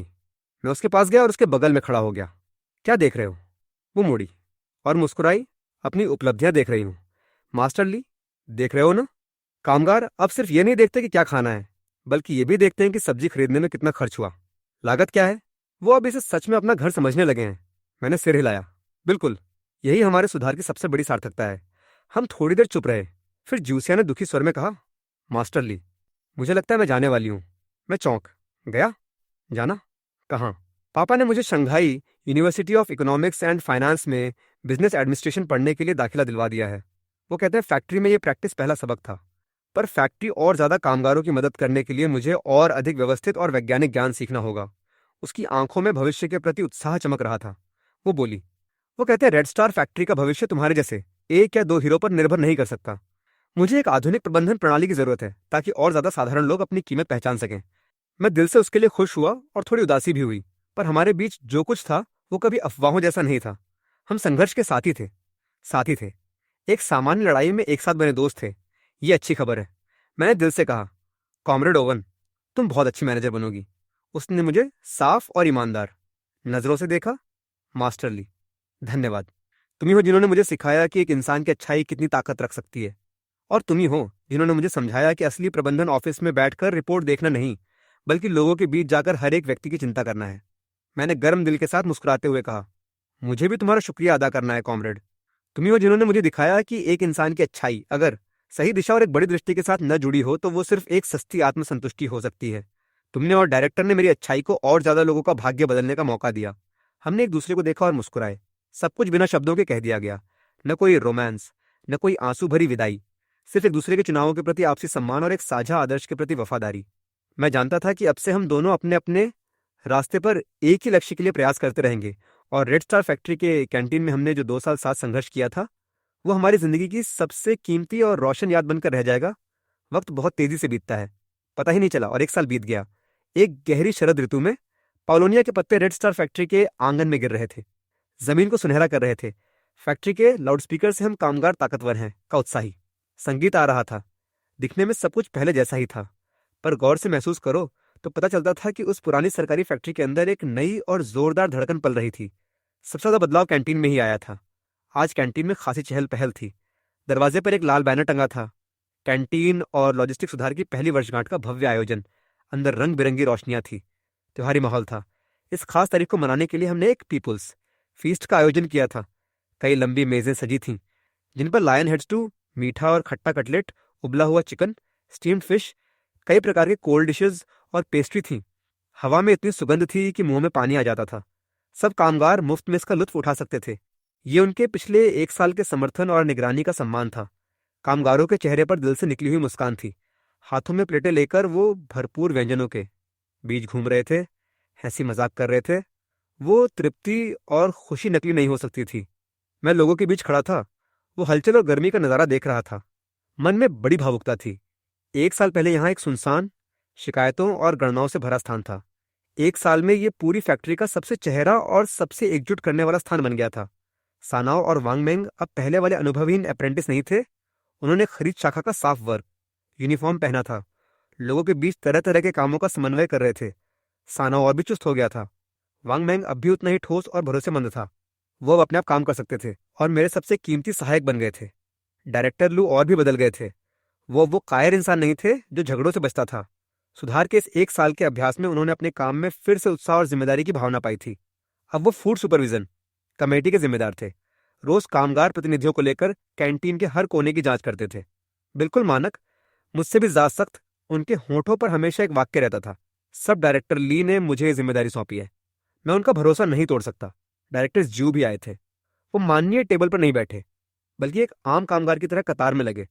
खुद खाना लिया और एक कोने में जाकर आसपास के कामगारों से बातें करने लगे। वो दृश्य को बड़ी संतुष्टि से देख रहे थे। कैंटीन की सफलता ने उन्हें पूरी फैक्ट्री के उत्पादन और कर्मियों के मामलों में गहरे सुधार करने के लिए सबसे मजबूत लोकप्रिय समर्थन की नींव दे दी थी। डायरेक्टर सो आपको, ली तिएशु मास्टर ने खुशी से चेहरा लाल किए एक गिलास सोडा पानी के साथ मेरे पास आकर कहा, 1 साल पहले हम सोचते थे कि ये अच्छे दिन सपना है, अब सपना सच हो गया। सब जानते हैं ये आपका करिश्मा है। मैंने जल्दी से गिलास उठाया और उनसे टकराया। मास्टर ली, आपने ये गलत कहा। ये मेरा करिश्मा नहीं है, ये सबकी मेहनत का नतीजा है। आप लोगों के समर्थन के बिना मैं अकेला लीजियांग को कुछ नहीं कर सकता था, और ये मेरे दिल की सच्ची बात थी। इस सुधार के असली हीरो वो साधारण कामगार थे जिन्होंने अच्छाई पर विश्वास किया और न्याय का समर्थन किया। खाने के बाद मैं अकेला अपने ऑफिस लौटा। मेरा ऑफिस बड़ा नहीं था।